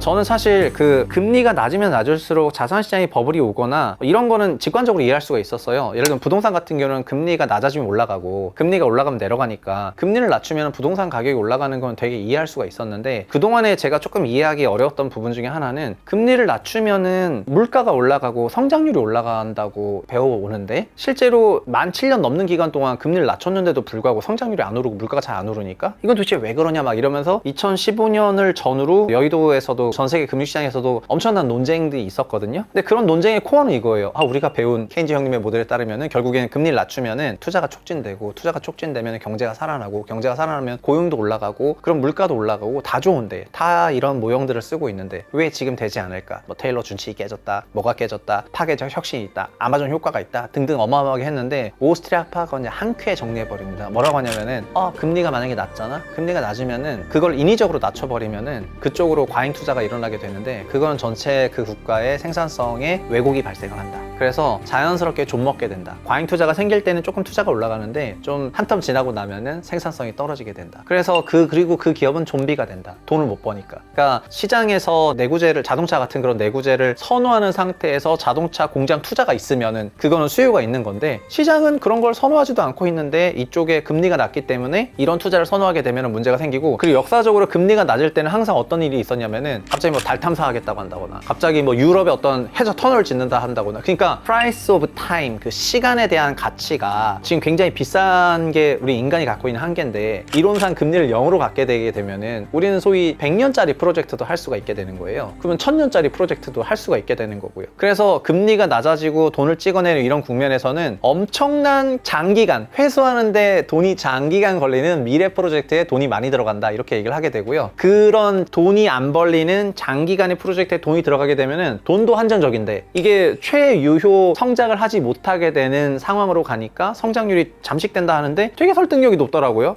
그러면은 그래, 내가 경험을 했던 2010년부터 2020, 21년의 그 사이에서는 금리가 제로였는데 이때 엄청나게 많은 스타트업들이 나왔고, 요즘 문제가 되는 위워크도 전 세계 오피스 시장을 다 장악할 것처럼 등장을 했는데 지금은 이제 파산 직전이거든요. 그러나 위워크는 한 몇 년 전의 기사만 보면은 마치 엄청난 혁신이 있는 기업으로 묘사가 됐는데, 이 회사는 돈 벌어본 적도 없습니다. 그러니까 돈을 벌어본 적도 없는 회사에 돈이 더 인젝션 될 수 있는 거는, 그거는 금리가 낮을 때만 가능한데, 거꾸로 금리가 높다면 그런 회사에 투자가 안 가게 되는 것이고, 그래서 오히려 금리가 적정 수준일 때 돈이 가장 최유효 배분되기 시작을 하면서 생산성이 올라가는 국면이 되는 것이고, 이게 지금 미국 경제에도 나타나는 것 같거든요. 그러니까 0%일 때 그런 성장률은 굉장히 낮았었는데 요즘에는 기준금리가 5.5%라고 하는데 애틀랜타 연은의 GDP 나오는 미국의 GDP가 연율로 5.9%래요. 그래가지고 이렇게 높은 퍼센티지의 GDP 성장률이 나올 수 있을 정도라고 하는 거가, 우리는 거꾸로 이렇게 금리가 높다고 제약적으로 생각하면 성장률은 무너져야 되거든요. 그런데 이렇게 잘 나온다고 하는 거는 어떤 함의가 있는가? 그래서 이거가 이제 우리가 그냥 흔히 배우는 소위 주류 경제학에서 말하는 낮은 금리, 투자 확대, 물가 상승, 소위 실업률 좋아지고, 이런 거의 모형과도 같은 이런 것들이 이제 잘 작동을 했다가 어느 순간에는 잘 작동 안 할 수도 있는데, 그거를 우리는 항상 작동한다라고 생각을 한다거나 이런 거에 빠져 있게 되면은 정말 큰 위기가 오거나 하는 거를 못 볼 수도 있기 때문에, 이런 금리 역습이라는 책이 어떻게 보면 생각의 범위를 넓혀주게 하는 그런 좋은 부분이었던 것 같고, 사실 종전에 그 연준 책에서도 뭐가 좋았냐면은, 우리가 계속해서 접한 뉴스들은 소위 버냉키 사이드에서 연준이 금리를 낮추고 이렇게 부양을 시키는 것을 정당화시키는 쪽의 주장에 대해서 언론 기사를 계속 접해왔는데, 그거에 저항했던 그 안티테제를 접하면서 좀 재미가 있었거든요. 이 책도 주류 거시 경제학이라는 굳건한 학문이 있긴 한데, 그 굳건한 학문에서 잘 설명하지 못했거나 아니면 조금 약한 부분이 있을 수밖에 없는데, 특히 그 약점이 작은 약점이 아니라 그냥 물가만 보고 금리를 결정했다가 진짜 대차게 무너졌던 29년 08년을 생각해 본다면 이게 굉장히 중요한 이슈일 수 있다는 거를, 이런 말 얘기하는 걸 보다 보니까 그동안 너무 또 우리가 여의도에서 공부하고 금융시장에서 하고 이쪽에 주류 경제학자들이 있고 이쪽 메시지가 스피커가 크고 하다 보니까 이걸 계속 들어서 너무 여기 또 세뇌된 것이 아니었는지, 그래서 이거에 대해서 좀 스스로 경계감을 갖고 반대쪽에 있는 얘기를 좀 들어보면서 양쪽에 있는 얘기를 정합성 있게 비교하기에는 굉장히 너무나 좋은 책이었다는 그런 생각이 조금 듭니다.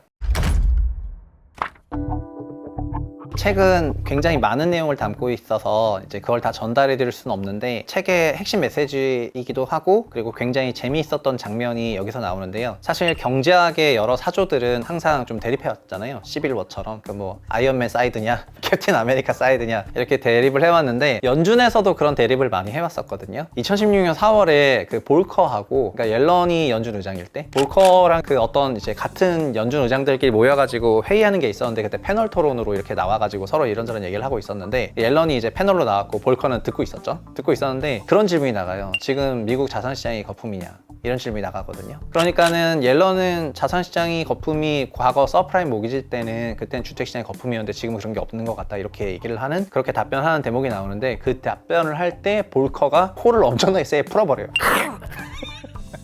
그러니까 제가 생각할 때는 볼커는 짜증이 났던 거죠. 볼커는 아마 짜증이 났던 것 같고 그래서 책에서 그 나중에 인터뷰를 해요. 그래가지고 그 자리에서는 그렇게 얘기를 합니다. 볼커가 나 옐런의 의견에 그냥 공감한다 이렇게 얘기해서 그 자리는 정치적으로 아주 스무스하게 넘어가거든요. 근데 저자가 나중에 또 사후 인터뷰를 하게 되죠. 진짜 그렇게 생각하냐 하니까 그건 말도 안 된다고. 진짜 정말 쓸데없는 소리라고. 지금 자기 손자들이 아파트 값이 너무 비싸가지고 지금 미국에서 아파트 사지도 못하고 있다고. 이게 자산버블이 아니면 뭐냐 이런 얘기를 하게 되거든요. 그러니까 그거는 그 볼커급 정도 되는 아니 우리나라로 치면은 그 중앙은행장의 손자가 지금 아파트 가격이 너무 높아가지고 집을 못 살 정도로 자산 가격이 너무나 올라갔는데 그런 거가 버블이 아니면 도대체 뭐가 버블이냐 이런 거를 이제 연준 의장식으로 표현을 한 거라고 생각을 하는데 사실 책의 큰 메시지는 이런 거예요. 오래전부터 금리에 대한 그런 인류사에 있어서 항상 갈등이 있었는데 이 저자가 그 금리를 파헤치게 된 배경은 금리는 일종의 불평등의 정수이기도 하거든요. 그러니까 금리가 그 시장의 중립 이자율보다 낮게 형성이 되면은 필연적으로 자산 가격이 이제 상승을 하게 되고 이런 것들은 근본적으로 나누게 되면은 불평등을 더 확대시키는 방향으로 발전을 하게 돼요. 그래서 이런 얘기를 이 사람만 하는 게 아니라 금리를 달았던 과거의 모든 문헌들에서 금리가 너무 낮다면은 결국에는 자산 가격이 올라가게 되면서 이런 불평등이 확대되는 이런 얘기를 합니다. 사실은 이런 불평등을 다룬 그 유명한 사람이 있는데 그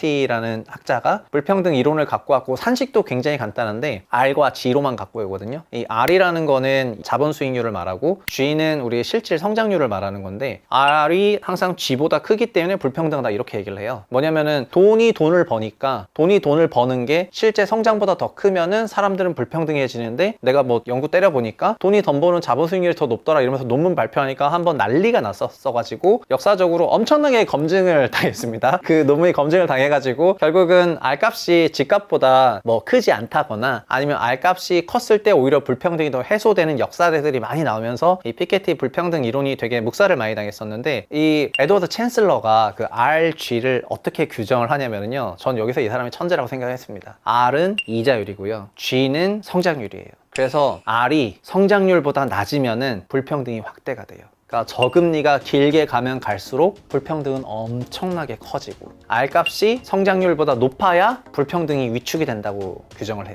그렇다면은 지금 우리나라도 그렇고 그 많은 나라에서 그 성장률보다도 더 낮은 금리 수준을 굉장히 선호하는 그런 경향들이 있는데 그런 것들이 계속 고착화되고 장기화되면 될수록 결국은 불평등이 더 커져 나간다는 거를 얘기를 하고 싶었던 것 같고 그래서 저자가 이 금리라는 거를 바라볼 때 이런 관점에서 바라보는 거기 때문에 너무 막 학술적이고 이론적이고 어렵고 나 많이 아는데 막 이런 게 아니라 이 피케티를 인용하면서 설명하는 그런 대목에서 진짜 이 사람이 금리를 바라보는 게 과거에 인류사에 있었던 그 불평등 논란들에서 그런 차원에서 이거를 바라봤다는 측면에서 되게 깊은 수준의 책이라는 그런 생각이 들더라고요. 그리고 그 공식이 얼마나 간단해요? R값이 이자율이 성장률보다 낮으면은 불평등이 더 확대된다는 거는 그거는 결국 자산 불평등이 커진다는 거잖아요. 그러니까 자산 불평등이 커지는 그런 시대로 정말 한참 가다가 그거를 어떻게 묵살을 해요? 자산 불평등이 엄청 커지고 있는데 물가는 안전하잖아 이렇게 얘기하면서 계속 묵살을 하다가 자산 불평등 엄청나게 커지고 성장률이 위축되고 물가는 이제 또 안 오르잖아 이러면서 계속 확대하고 이런 것들이 2000년대 이후에 전반적인 자산시장의 모습이 아니었나 이런 생각을 좀 하게 되고 그래서 요즘에 이런 데이터를 가지고 금리를 판단하고 하시는 분이 아주 많아진 건 맞는데 결국에는 그 금리가 제약적인지 아닌지는 사후적으로 알게 되는 거잖아요. 그러니까 성장률이 꺾이거나 뭐 물가가 꺾이거나 결국 이런 데이터들이 다 변하게 되는 건데 다시 백투 베이직으로 돌아와서 우리 인간이라는 존재가 정말 이 책에서 말하는 프라이스 오브 타임이 시간의 가치처럼 시간이라는 가치를 빵이라고 규정할 수가 있을까? 그러니까 우리가 나중에 금리가 내려간다고 했을 때요. 지금 미국도 그렇고 우리나라도 그렇고 현재 높은 금리 수준이니까 언젠간 내려갈 거라고 생각하는데 그 내려가는 게 과연 다시 0으로 내려가겠느냐 이거에 대해서 정말 다시 한번 질문을 던지는 것 같고 인류사에서 0% 금리를 잠깐 한때 시험을 했었지만 저의 개인적인 생각은 다시는 안 올 것 같다 이렇게 말씀드리겠습니다.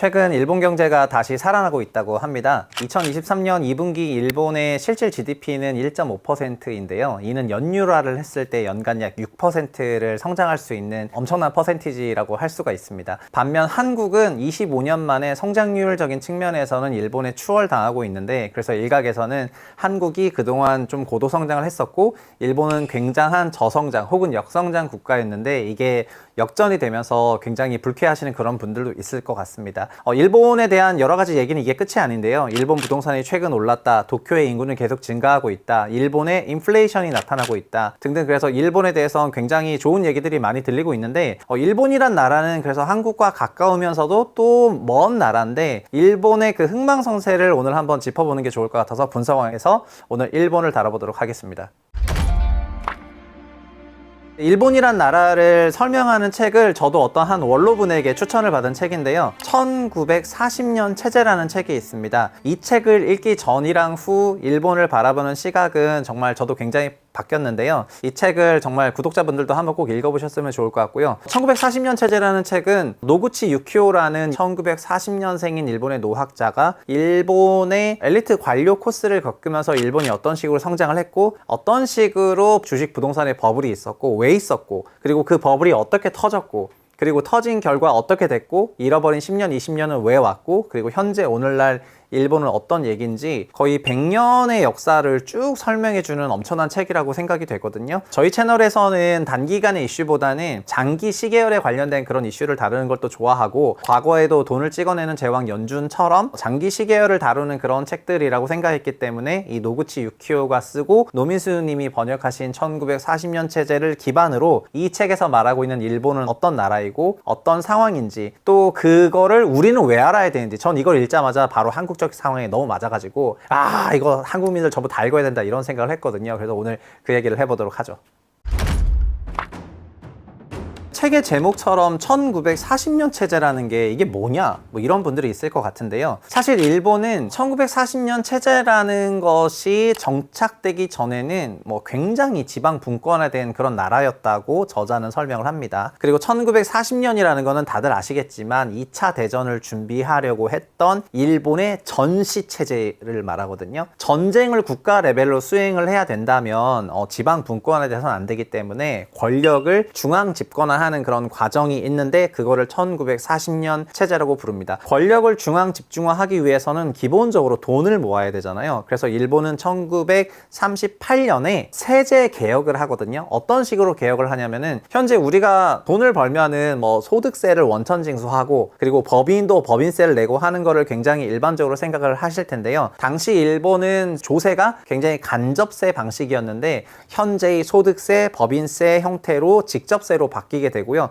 이 세금을 국세로 중앙정부가 수취하는 형태로 조세 개혁을 하게 됩니다. 그래서 그 전까지 메이지 시대부터 각 지방정부 중심으로 조세를 했던 국민들이 여기에 잘 적응을 하지 못하게 되는데 1947년 정도가 되니까 정말 엄청난 막 조세 저항이 있었거든요. 그런데 일본에서는 미국과 나중에 한번 싸우면서 결국 크게 졌기 때문에 미국의 그 샤우프라는 사람을 데리고 와가지고 샤우프가 이런 직접세를 권하는 형태로 바꿔서 가게 되는 그런 역사가 있는데요. 그래서 1940년 체제가 의도했던 거는 중앙집권화, 돈도 중앙집권하고 권력도 중앙집권화하고 그리고 국가가 전시 체제를 수행할 수 있도록 일제히 동원을 할 수가 있고 관료가 모든 것을 통치하는 그런 기반을 구축한 거를 1940년 체제라고 하고 있습니다. 여기서 저자 소개를 조금 할 필요가 있는데 저자인 노구치 유키오는 1940년생인데요.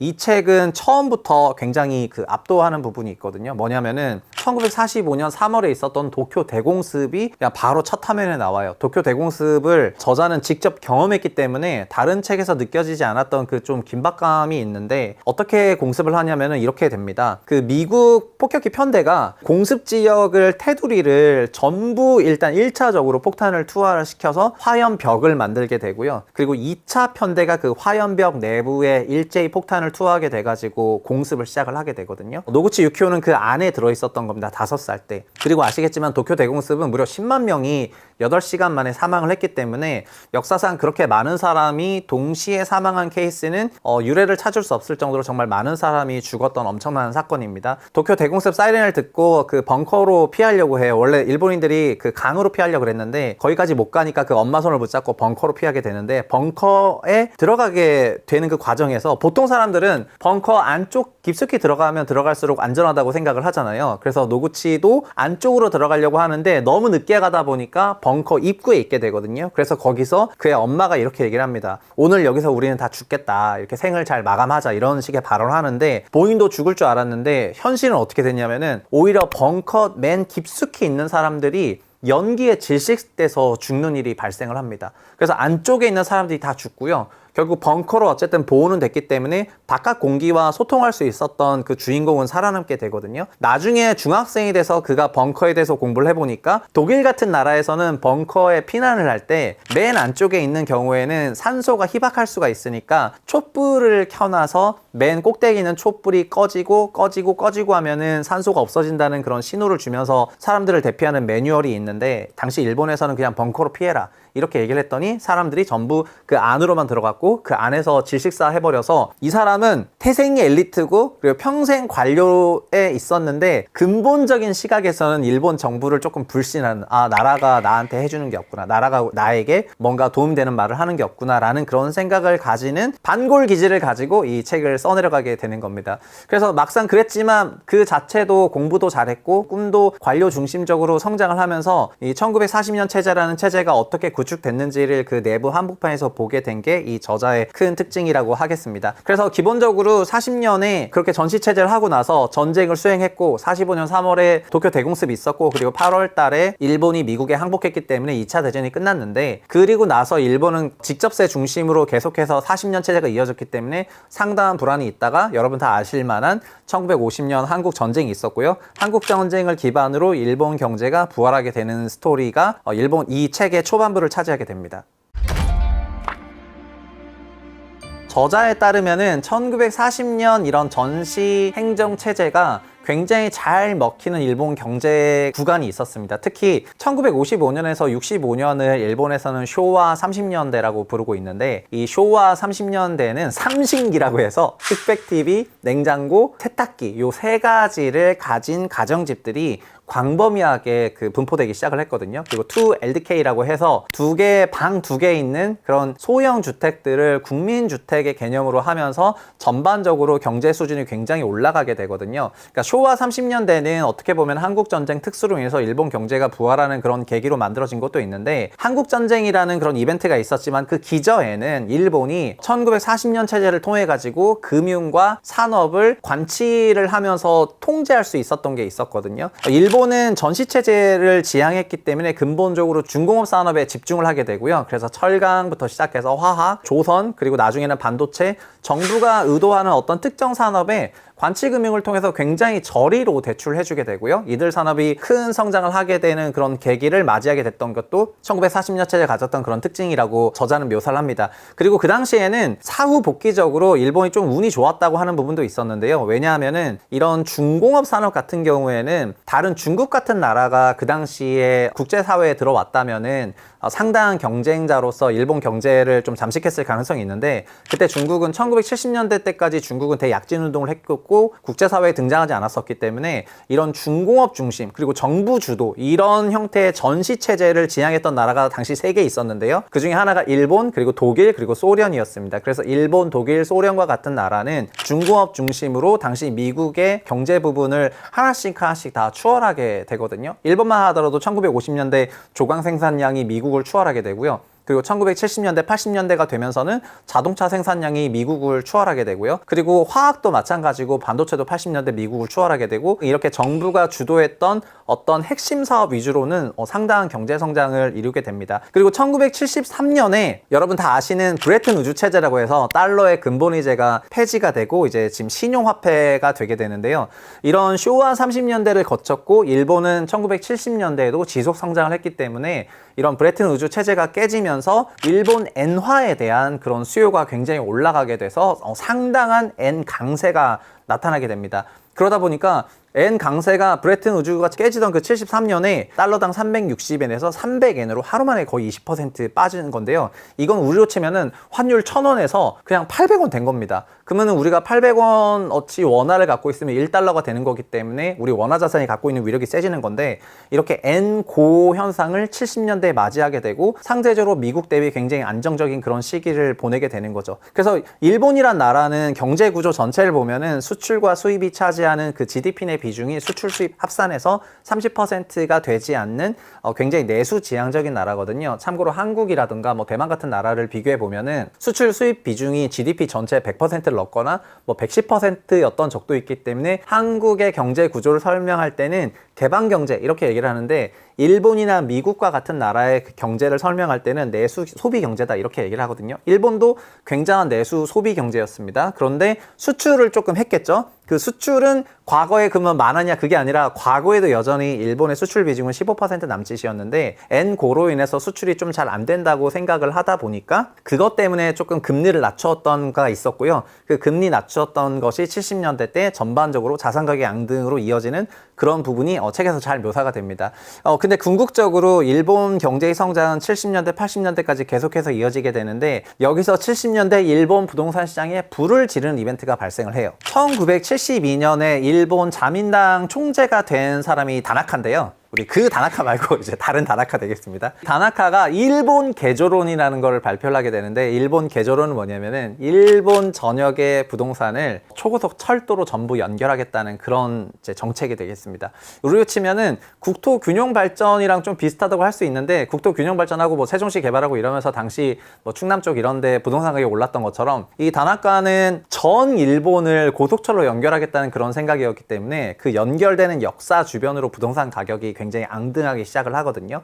그래서 부동산이라는 게 일본 시장에서 전반적으로 이렇게 꿈틀대기 시작을 합니다. 그런데 더 큰 문제는 일본 경제는 70년대도 좋았고 그리고 80년대도 심지어 좋았었기 때문에요. 그리고 80년대가 되면은 어떤 일까지 벌어지냐면은 그때는 미국을 완전히 그 추월하게 되는 이런 일들이 발생을 하게 되거든요. 그럼 여기까지 정리를 하면은 그 1940년 전시체제 란 중앙 집권화된 권력과 금융의 관치금융 그 모델이고요. 그리고 이 밀어주는 산업들은 다 중공업류 산업들이 되는 거고요. 이 산업들에 대해서 저금리로 부양을 시켜주는 거다 보니까 이런 산업들이 국제적으로 경쟁자가 없었을 때 일본이 고도의 성장을 이룩할 수가 있었고, 마침 그걸 준비했는데 뭐 한국 전쟁도 있었고 베트남 전쟁도 있었고 이러다 보니까 일본이 상대적으로 다른 나라 대비해서는 훨씬 더 내수 진작되는 그런 국가 모형을 갖고 있는 상황에서 경제가 굉장히 빠르게 성장할 수 있는 그런 국면이었다고 할 수 있고, 저자도 1970년대까지는 1940년 체제가 너무나 잘 작동을 했다 이렇게 얘기를 합니다. 너무 잘 작동하다 보니까 1980년대가 됐을 때 어떻게 됐냐면은 말 그대로 일본이 전 세계 1등 국가가 되게 되거든요. 그러나 비극은 항상 1등에서부터 시작을 하는 법이겠죠. 일단 1980년대가 되자 일본이 조금 달라지기 시작합니다. 그때부터는 미국을 넘기기 시작을 해서요. 이때 저자가 미국에 막 유학 가고 이런 스토리가 나오는데, 그가 과거에 미국을 갔을 때는 일본 차가 도요타가 미국에 있는 고속도로를 달린다 그러면은 미국인들이 다 비웃었는데요. 80년대 이후가 되면은 어떻게 되냐면은 막 그 GM 포드를 탔을 때 고장이 나면은 자동차를 운전하시는 분이 일본 차라면 고장이 안 났을 건데 미국 차라서 고장이 난다 이런 말을 할 정도로 일본을 이제 올려치기 시작을 합니다. 그만큼 일본이 가지고 있는 제품과 서비스에 대한 그런 신뢰도가 전 세계를 히트하기 시작을 하는 거죠. 그러니까 점점 일본의 엔화는 세계인이 사랑하는 화폐가 되면서 점점 엔고가 이루어지고 달러는 약세로 전향을 하게 됩니다. 그래서 1985년이 되니까 미국이 바라봤을 때 본인들이 굉장히 어려워서 당시 독일과 일본을 데리고 미국의 프라자 호텔에서 프라자 합의를 하게 되는데요. 그 합의라는 게 결국에 큰 골자는 달러를 약세로 만들고 엔화와 그 마르크를 강세로 더 유난히 더 만들겠다는 그런 거가 되거든요. 이 프라자 합의를 하게 되니까 엔화는 어떻게 되냐면요. 달러당 300원대 수준에서 85년에 이런 게 있었잖아요. 1973년에 300엔대 수준에서 1992년 약 20년 동안 엔화는 달러당 100엔까지 떨어지게 돼요. 이 프라자 합의라는 과정을 거치게 되면서. 그러니까 우리로 치면은 달러당 1,800원이었다가 600원 됐다는 겁니다. 600원이요. 그러면은 우리나라 돈 600원이 있으면은 1달러가 되는 거니까 미국에 있는 자산을 사기가 얼마나 좋습니까? 그건 반대로 말하면은 그 외화 자금이 미국으로 많이 들어갈 수가 있다는 건데 일본에 정확히 이런 일들이 발생을 하게 됩니다. 그리고 한국도 언제 경제가 좋냐면은 한국 경제가 좋다고 생각되면은 원화가 강세로 가게 되거든요. 원화가 강세로 가게 되면은 환율이 내려가요. 원화 가치가 올라갔으니까요.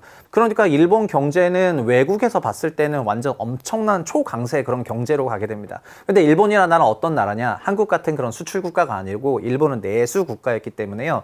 이런 프라자 합의를 통해서 엔 고가되니까 수출 기업이 어려움을 겪습니다. 그래서 일본이 어떤 짓을 했냐? 바로 여기서 일본 자산시장의 버블을 만들어낸 저금리가 등장을 하게 되는 거죠. 그래서 5%대였던 기준금리를 프라자 합의 이후에 2%대 기준금리로 낮추게 되고요. 이거를 쭉 이어가게 됩니다. 그러니까 어떤 일이 발생했냐? 일본 경제가 너무 좋고 엔고가 광범위하게 이루어진 상황에서 2%대 금리를 그냥 몇 년을 깔아버리니까 이제 주식과 부동산 시장에 버블이 일어나기 시작을 하는데요. 그 버블에 대한 묘사가 이 책에 정말 너무 잘 되어 있어서 책을 정말 꼭 읽으셨으면 하는 부분도 바로 이 부분인데요. 주식과 부동산에 대한 버블 뭐 간단하게 말을 하면요. 첫 번째는 주식시장 버블인데 일단 기본적으로 니케이 지수가 8,800포인트였던 것이 26,000까지 87년에 그냥 그대로 니케이 지수가 3배 반 올라버리거든요. 지수가 3배 반 오르는 건 어떤 의미냐면 지금 코스피가 2,300이잖아요. 이게 코스피가 7,000포인트가 됐다는 거예요. 삼성전자 10배 올라야 되거든요. 그럼 삼성전자가 6만 원이 아니고 뭐 10만 전자도 아니고 거의 60만 전자 정도가 돼야 되는 그런 엄청난 지수 상승이 있었고요. 당시 노무라 증권 그 한 개 증권사 시가총액이 미국 모든 증권사 시가총액보다 더 컸다 이렇게 생각하시면 되겠습니다. 당시 일본 주식시장 시가총액이 어느 정도 컸냐면은 전 세계 주식시장이 45%까지 올라가거든요. 현재 미국 주식시장이 전 세계 주식시장이 한 20% 조금 넘지 않습니까? 그러면은 87년 기준으로 일본 주식시장이 전 세계 넘버1까지 갔다는 게 되겠습니다. 부동산은 어느 정도였냐? 부동산은 뭐 더 거의 돌았는데요. 기본적으로 아까 일본 개조론을 통해서 일본 광역시가 올라가게 되는데 부동산도 저금리를 만나게 되고 그 다음에 이제 올라가다 보니까 이게 그냥 스카이로켓처럼 튀기 시작을 하는데요. 과거에 도쿄에 있는 부동산만 팔면 미국 전체를 살 수 있고 일본 황궁 부동산만 팔면 캐나다 전체를 살 수 있다고 생각할 정도로 도쿄 부동산 지가가 올랐습니다. 도쿄의 땅값이 올라가다 보니까 87년, 88년도가 됐을 때는 그 공시가격이 우리도 공시가격 발표하지 않습니까? 도쿄 공시가격이 87년에는 연간 25% 올랐는데 88년에는 공시가격만 1년에 65%가 올라가요. 공시가격이 65% 올라갔다는 걸 1년에 부동산 2배 올랐다는 거가 되는 건데요. 그래서 부동산 가격이 진짜 말 그대로 스카이로켓처럼 올라갑니다. 당시 책에 PIR이 나오는데 도쿄 PIR이 20배를 넘어갔다 이렇게 얘기를 하고요. 참고로 서울 PIR도 지금 16배이기 때문에 굉장히 높은데 이때도 PIR이 엄청나게 올라가게 됩니다. 그래서 부동산 가격이 막 이제 상승하게 되니까는 지금으로 환산하면은 엄청난 부동산 불패론들이 나오기 시작을 하고요. 그리고 주식시장 관련해서 하나가 더 있는데 왜 그렇게 일본 주식시장이 올랐냐면은 이게 또 웃긴 건데 일본은 1940년 체제를 유지하고 있었기 때문에 일본 정부가 밀어주는 산업에 대해서는 굉장히 저리의 대출을 허용해주고 있었거든요. 그러니까 기본적으로 기업들은 은행에서 자기에 대한 그 저리 대출을 받을 수가 있었고요. 그리고 반대로 예금에 대해서는 또 고금리를 적용을 해줬습니다. 그러니까 이게 완전 괴짜스러운 건데요. 그러니까 소위 말하면 1%로 대출을 받아서 2%로 예금을 할 수 있는 그런 환경이었고요. 대출뿐만 아니라 그 당시 일본에서는 신주인수권부나 전환사채 같은 그런 신주 발행이 본격적으로 도입이 되게 되는데요. 이렇게 도입을 하는데 필요한 그 퍼센티지는 1%가 안 됐거든요. 그러나 예금을 하면은 2% 이상을 보장을 했습니다. 그래서 1980년대 중반에 일본에 재테크라는 용어가 등장하기 시작하는데 이 재테크라는 게 뭐냐면은 기업의 재무를 담당하는 사람이 신주인수권 발행하거나 금융기관 차입을 통해 가지고 낮은 금리로 돈을 조달해서 이거를 예치를 했더니 이자가 더 많아서 이자 소득이 더 커지는 그런 상황이 되는 거거든요. 그러면 어떻게 하면 되면 이걸 반복하면 되잖아요. 그래서 그 당시에 재무를 담당했던 그 기업의 회계 관련 직원들이 이런 기술을 썼다 그래서 이런 재테크란 용어가 도입이 되기 시작했는데, 재테크를 반복하면 반복할수록 기업은 보유 현금 흐름이 커지고, 보유 현금이 흐름이 커지니까 기본적으로 실적이 좋아지고, 실적이 좋아지면서 주가가 올라가는 게 정말 기형적으로 발생하기 시작해서 엄청난 버블로 치고 올라간 겁니다. 이게 저는 이 부분을 읽으면서 2012년 이후에 연준의 제로금리를 하면서 그 당시 미국 기업들이 0.5%로 회사채를 발행하고, 그 발행한 회사채로 주식을 매입 소각하는 거를 했던 그 텍사스 인스트루먼트 사례를 저희 분석왕에서 한번 다뤘었잖아요. 그거에 약간 정반대 버전이지만 똑같이 저리로 돈을 조달하고 고금리로 예치하고, 이걸 계속해서 반복하면서 돈을 늘려나가고 기업의 그 규모를 키워나갔던 그런 주식시장의 행태를 이 책에서 잘 묘사하고 있습니다. 그런데 이런 국면이 되니까 그 당시 정말 유명한 말이 나오게 되는데요. 일본 주식 가격이 너무 올라서 성층권을 뚫고 올라갔다는 식으로 저자가 묘사를 하면서 이거는 문제가 되는 거 아니냐라고 하니까, 그 당시 노무라 증권의 답변이 화두였는데, 노무라 증권 일본 주식시장에는 중력이 작동하지 않는다, 이런 얘기를 합니다. 그러니까 이건 마치 21년에 우리가 들었던 말이랑 굉장히 비슷한데, 그리고 한마디 더 하거든요. 일본 주가나 일본 부동산 가격이 지금 말도 안 되게 올라간 거 아니냐, 이건 이해할 수가 없다. 저자는 이제 젊은 나이에 미국 유학을 다녀왔었기 때문에 그 대학이 가지고 있는 경쟁력을 미국이 훨씬 더 높다고 생각을 하고 있었는데, 미국 경제보다 거의 2배 큰 수준으로 일본 경제가 돌아가고 있다는 거에 상당한 위화감을 느끼고, 이거는 장기적으로 이어지지 않을 것 같다, 뭔가 버블 같다, 이러면서 본인이 그때부터 버블론을 막 설파하거든요. 근데 노구치의 버블론에 대해서 제도권에서 굉장히 반박하는데, 가장 크게 반박한 게 노무라였고, 노무라에서 어떤 식으로 또 반박하냐면은, 아까 중력 얘기했잖아요. 심지어 나중에는 코페르니쿠스하고 그 다음에 프톨레마이오스까지 꺼내요. 그러니까 천동설의 시대를 살래, 지동설의 시대를 살래, 이렇게 얘기하거든요. 지금은 지동설의 시대지 천동설의 시대가 아니자. 뭔 얘기냐면은, 지금은 미국이 주도하는 세계 경제 시대가 아니고 일본이 주도하는 세계 경제 시대가 왔다. 당신은 천동설의 시대에 살 테인가 지동설의 시대에 살 테인가, 이렇게 얘기할 정도로 당시 버블에 대해서 경고를 했음에도 불구하고 사회적인 분위기 전체는 일본이 세계 최고라고 얘기를 합니다. 그리고 당시 일본의 거의 국민 문학가라고 할 수 있는 그런 시바 료타로라는 그 문학가가 있는데, 그가 디트로이트 같은 미국 도시를 방문해가지고 여기 오래된 도시는 그냥 폐품 같다, 이런 발언을 하거든요. 일본의 도시는 그 당시 굉장히 최신식이었기 때문에 미국 대도시를 보니까 그냥 쓰레기처럼 느껴졌던 거예요. 그래서 예사로운 폐품이다, 이런 식의 표현을 쓰고, 그런 말들과 그런 가치관들이 일본이 우리가 미국을 완전히 이겼고 그러면 우리가 완전 세계 최고 아니야? 그래서 책에서 묘사하고 있는 가장 강력한 사고관, Japan as number one, 글로벌 넘버원이죠. 일본이 세계 최고. 이 사고관이 1980년대를 거치면서 완전히 자리 잡히게 되고요. 이 1980년대 자리 잡혔던 재패니즈 넘버원 사고관이 지금으로 치면은 국뽕이거든요. 이 너무나 강력한 국뽕 사고관이 완전 시대를 장악하게 됩니다. 그렇게 1980년대가 엄청난 버블을 만들면서 이제 그 80년대를 마무리하게 되는 거죠.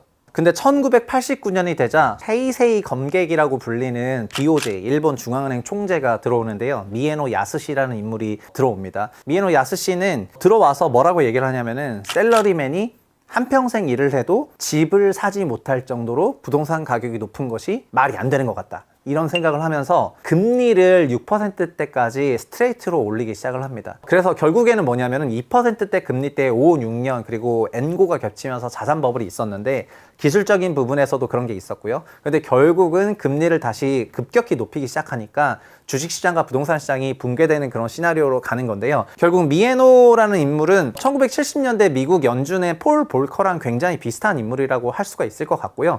결국 70년대 미국 버블에 폴 볼커가 있었다면 1980년대 말 일본 버블에는 미에노가 있었던 거잖아요. 근데 안타깝지만 한국에는 이런 인물들이 없습니다. 결국 그의 생각이 금리 인상을 가지고 오게 되면서 89년 말이 되니까 일본 도쿄 주식시장이 붕괴가 되기 시작을 해서 고점비 33%, 3분의 2 토막 나기 시작을 하고요. 그런데 주식시장은 붕괴를 했는데 여기서 또 머리 아픈 게, 부동산은 그 후로부터 91년 말까지 계속 올라버리거든요. 그러니까 일본에 어떤 말들이 나오기 시작하냐면은, 주식이란 종이 자산은 가치가 없으니까 빠지는데 부동산이라는 실물 자산은 견고하다, 부동산은 빠지지 않는다, 도쿄도 부동산은 공급이 항상 부족했기 때문에 항상 올라가게 된다고 얘기를 하면서 2년간 오히려 정반대로 부동산이 안 무너졌다는 점으로 인해 가지고 더 많은 투자자들이 부동산에 몰리게 되는 그런 현상이 발생을 해요. 그러니까 소위 부동산 불패 신화가 일본에 완전 광범위하게 퍼지게 되는 게 91년 말까지였습니다. 그러나 부동산이라고 금리의 영향을 안 받습니까? 저희는 지금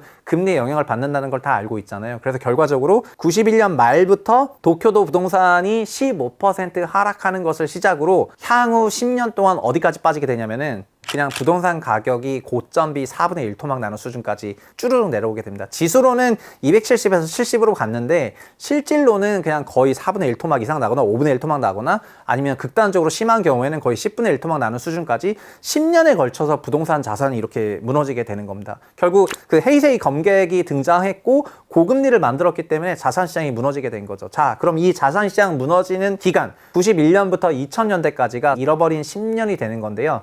요때부터 일본은 성장률 제고도 안 되고 그리고 물가 상승률도 나오지 않고 그리고 엄청나게 높아진 자산을 터트리는 방식으로 가는 게 아니라 그 자산 가격이 빠지게 되면은 필연적으로 은행 부실이 나오는 거잖아요.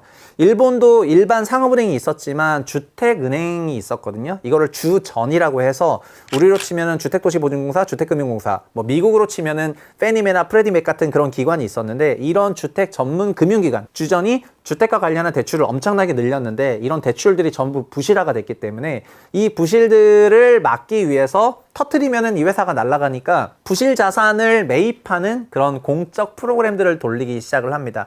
그래서 90년대부터 일본의 그 중앙은행이 일본의 공적 자산, 일본 채권들을 매입하게 되는 그런 과정을 거치게 되는데 이게 2010년대 미국이 2008년 글로벌 금융위기 이후에 부실화된 모기지를 중앙은행이 매입을 하고 2010년부터는 미국 채권을 중앙은행이 매입하는 QE 프로그램을 돌렸잖아요.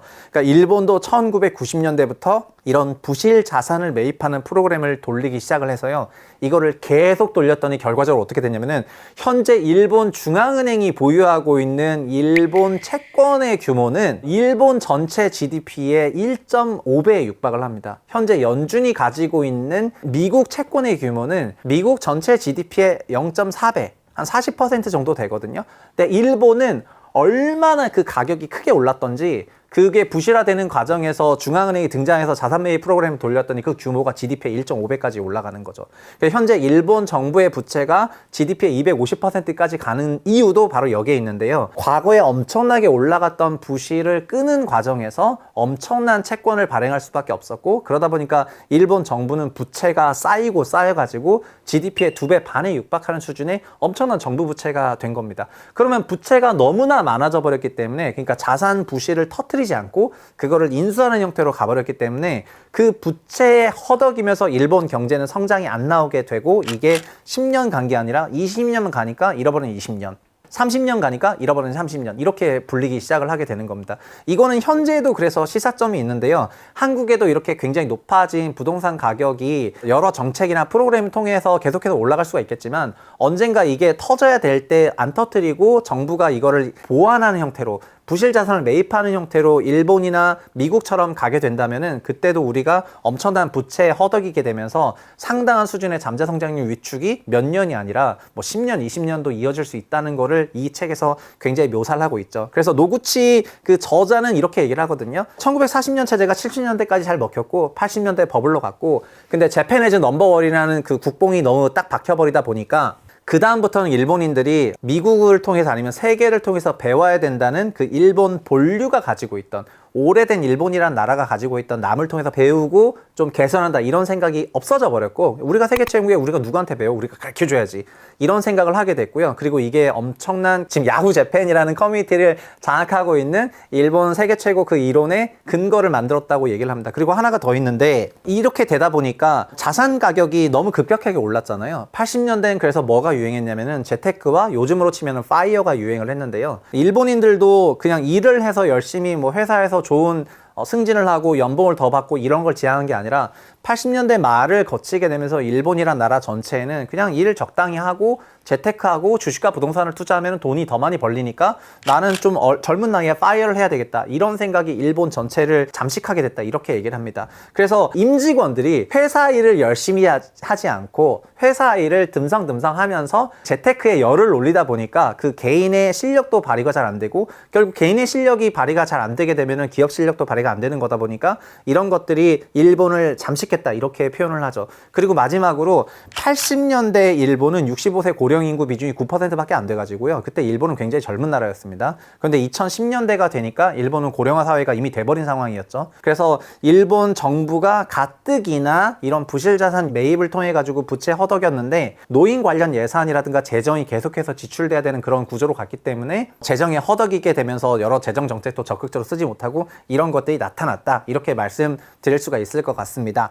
정리하면은 1940년대 체제가 정확히 말하면 그 쇼와 30년대인 1955년부터 1991년까지 일본의 초고속 성장을 만들었는데 흐름이 너무 세서 일본이 정반대로 남에게서 배우지 않는 모드, 그리고 단기 파이어 모드, 그리고 자산 가격이 급등하다 보니까 만들어내는 그런 여러 가지 현상들로 인해 가지고 복구하지 못하고 지금 30년을 괴롭게 흘렀는데요. 그런 게 전체 일본이 만들어낸 그런 역사다 이렇게 저자는 말을 하고 있습니다. 그런데 최근 일본은 굉장히 달라졌죠. 22년 러시아 우크라이나 전쟁으로 인해서 인플레이션이 발생을 했고 그 인플레이션이 일본에도 수입이 됐습니다. 그래서 일본이란 나라는 그동안 30년간 만들려던 인플레를 못 만들었는데 우연히 이게 수입이 됐기 때문에 이거를 좋은 인플레이션으로 바꾸려는 그런 계획을 가지고 있습니다. 그래서 작년부터 했던 건 뭐냐면은 기업들에게 임금을 높이라고 엄청난 주문을 하고 있고요. 실제 23년 춘투라고 임금 역산 때도 엄청난 임금 상승률이 있었습니다. 과거에 있었던 임금 상승률의 2배 정도의 임금이 올랐고요. 일본 정부가 생각하는 거는 임금이 올라가면은 소비가 올라가고 소비가 올라가면은 수요가 올라가고 수요가 올라가는 만큼 기업은 제품 가격을 올릴 수 있으니까 이 사이클을 돌리게 되면은 선순환 사이클이 된다고 생각하고 이거를 계속해서 돌리고 있다고 말씀을 드리겠습니다. 그리고 일본은 지금도 근본적으로 YCC라고 하는 자산 매입 프로그램을 돌리고 있는 그런 상황이기 때문에 여전히 시장에는 상당한 양의 유동성을 그렇게 공급을 하고 있거든요. 혹자는 일본의 인플레이션이 발생하고 일본이 금리를 올리게 되면은 정부 부채가 너무 많기 때문에 일본 망할 수도 있으니까 금리를 영원히 못 올린다 이렇게 생각하시는 분도 있는데 현재 일본 정부의 전반적인 생각은 30년 만에 나타났던 인플레라는 불꽃을 꺼트리지 않기 위해서 상품 가격 인상과 임금 인상을 너무나 강력하게 주문을 하고 있어가지고 기업으로 하여금 신입사원들의 연봉을 엄청나게 높여라 이렇게 주문을 하고 있고요. 신입사원들의 연봉이 올라가다 보니까 최근에는 일본으로 취업하려고 하는 그런 한국인들을 포함해가지고 많은 나라 사람들이 일본이라는 국가에 취업을 하고 있고 경제가 돌아서고 있는 그런 모습을 보이고 있습니다.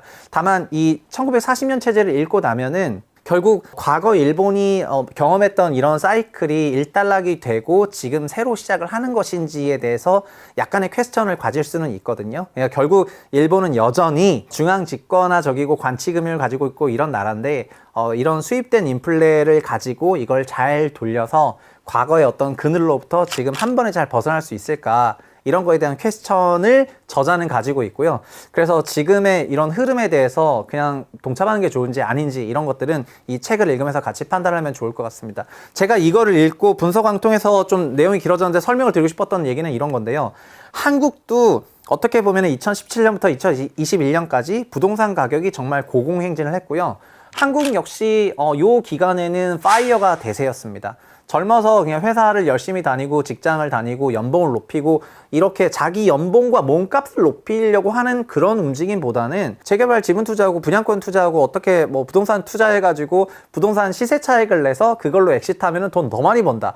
이런 성공 스토리가 유튜브 씬을 완전히 장악했기 때문에 회사에서 정말 자기 일 열심히 묵묵히 수행하는 사람들이 굉장히 바보가 되는 것 같은 그런 분위기를 사회적으로 조성이 되었고요. 그리고 젊은 분들이 이쪽에 투영돼서 이쪽에 함몰되도록 자본 손실의 위험이 있는 그런 투자에 너무 많이 노출됐다 이렇게 생각을 하거든요. 그리고 대세는 인터뷰는 누구한테 하냐면은 과거에는 30대 어떤 대기업 임원이 되신 분들에게 성공 인터뷰를 했는데 요즘은 30대 때 회사 일 안 하고 엑시트해서 파이어해서 아파트 한 채 두 채 사가지고 돈 번 사람을 인터뷰한단 말이에요. 그래서 이거는 1940년 체제의 저자 노구치가 썼던 1990년대 일본과 너무 똑같은 상황이다 이렇게 말씀드리고 싶고요. 그리고 그때 그런 것들이 결과적으로 어떻게 됐냐면은 기업의 잠재 성장률을 갉아먹었다 이렇게 얘기를 합니다. 개인들이 열심히 일을 하지 않는 만큼 회사에서는 그 부분에 대한 비용을 처리해야 되는데 그게 결국 생산성 저하로 이루어졌기 때문이죠. 그래서 지금은 티가 나지 않지만 종국에는 회사들이 힘을 못 쓰는 이런 상황이 됐고요.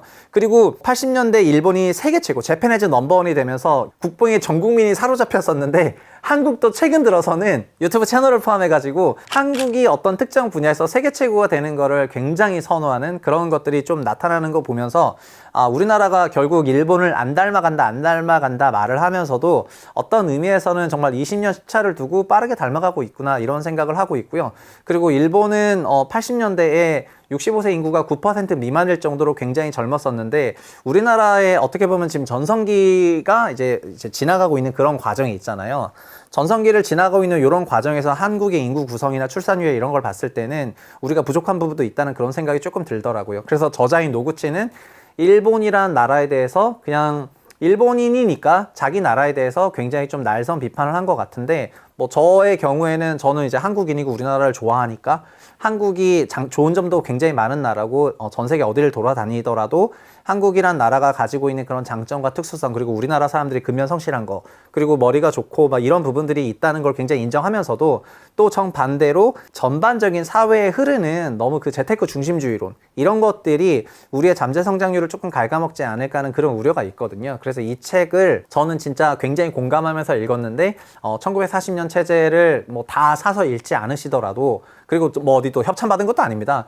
그래서 이 책을 이 영상을 통해서 한번 접하셨으면 좋을 것 같고요.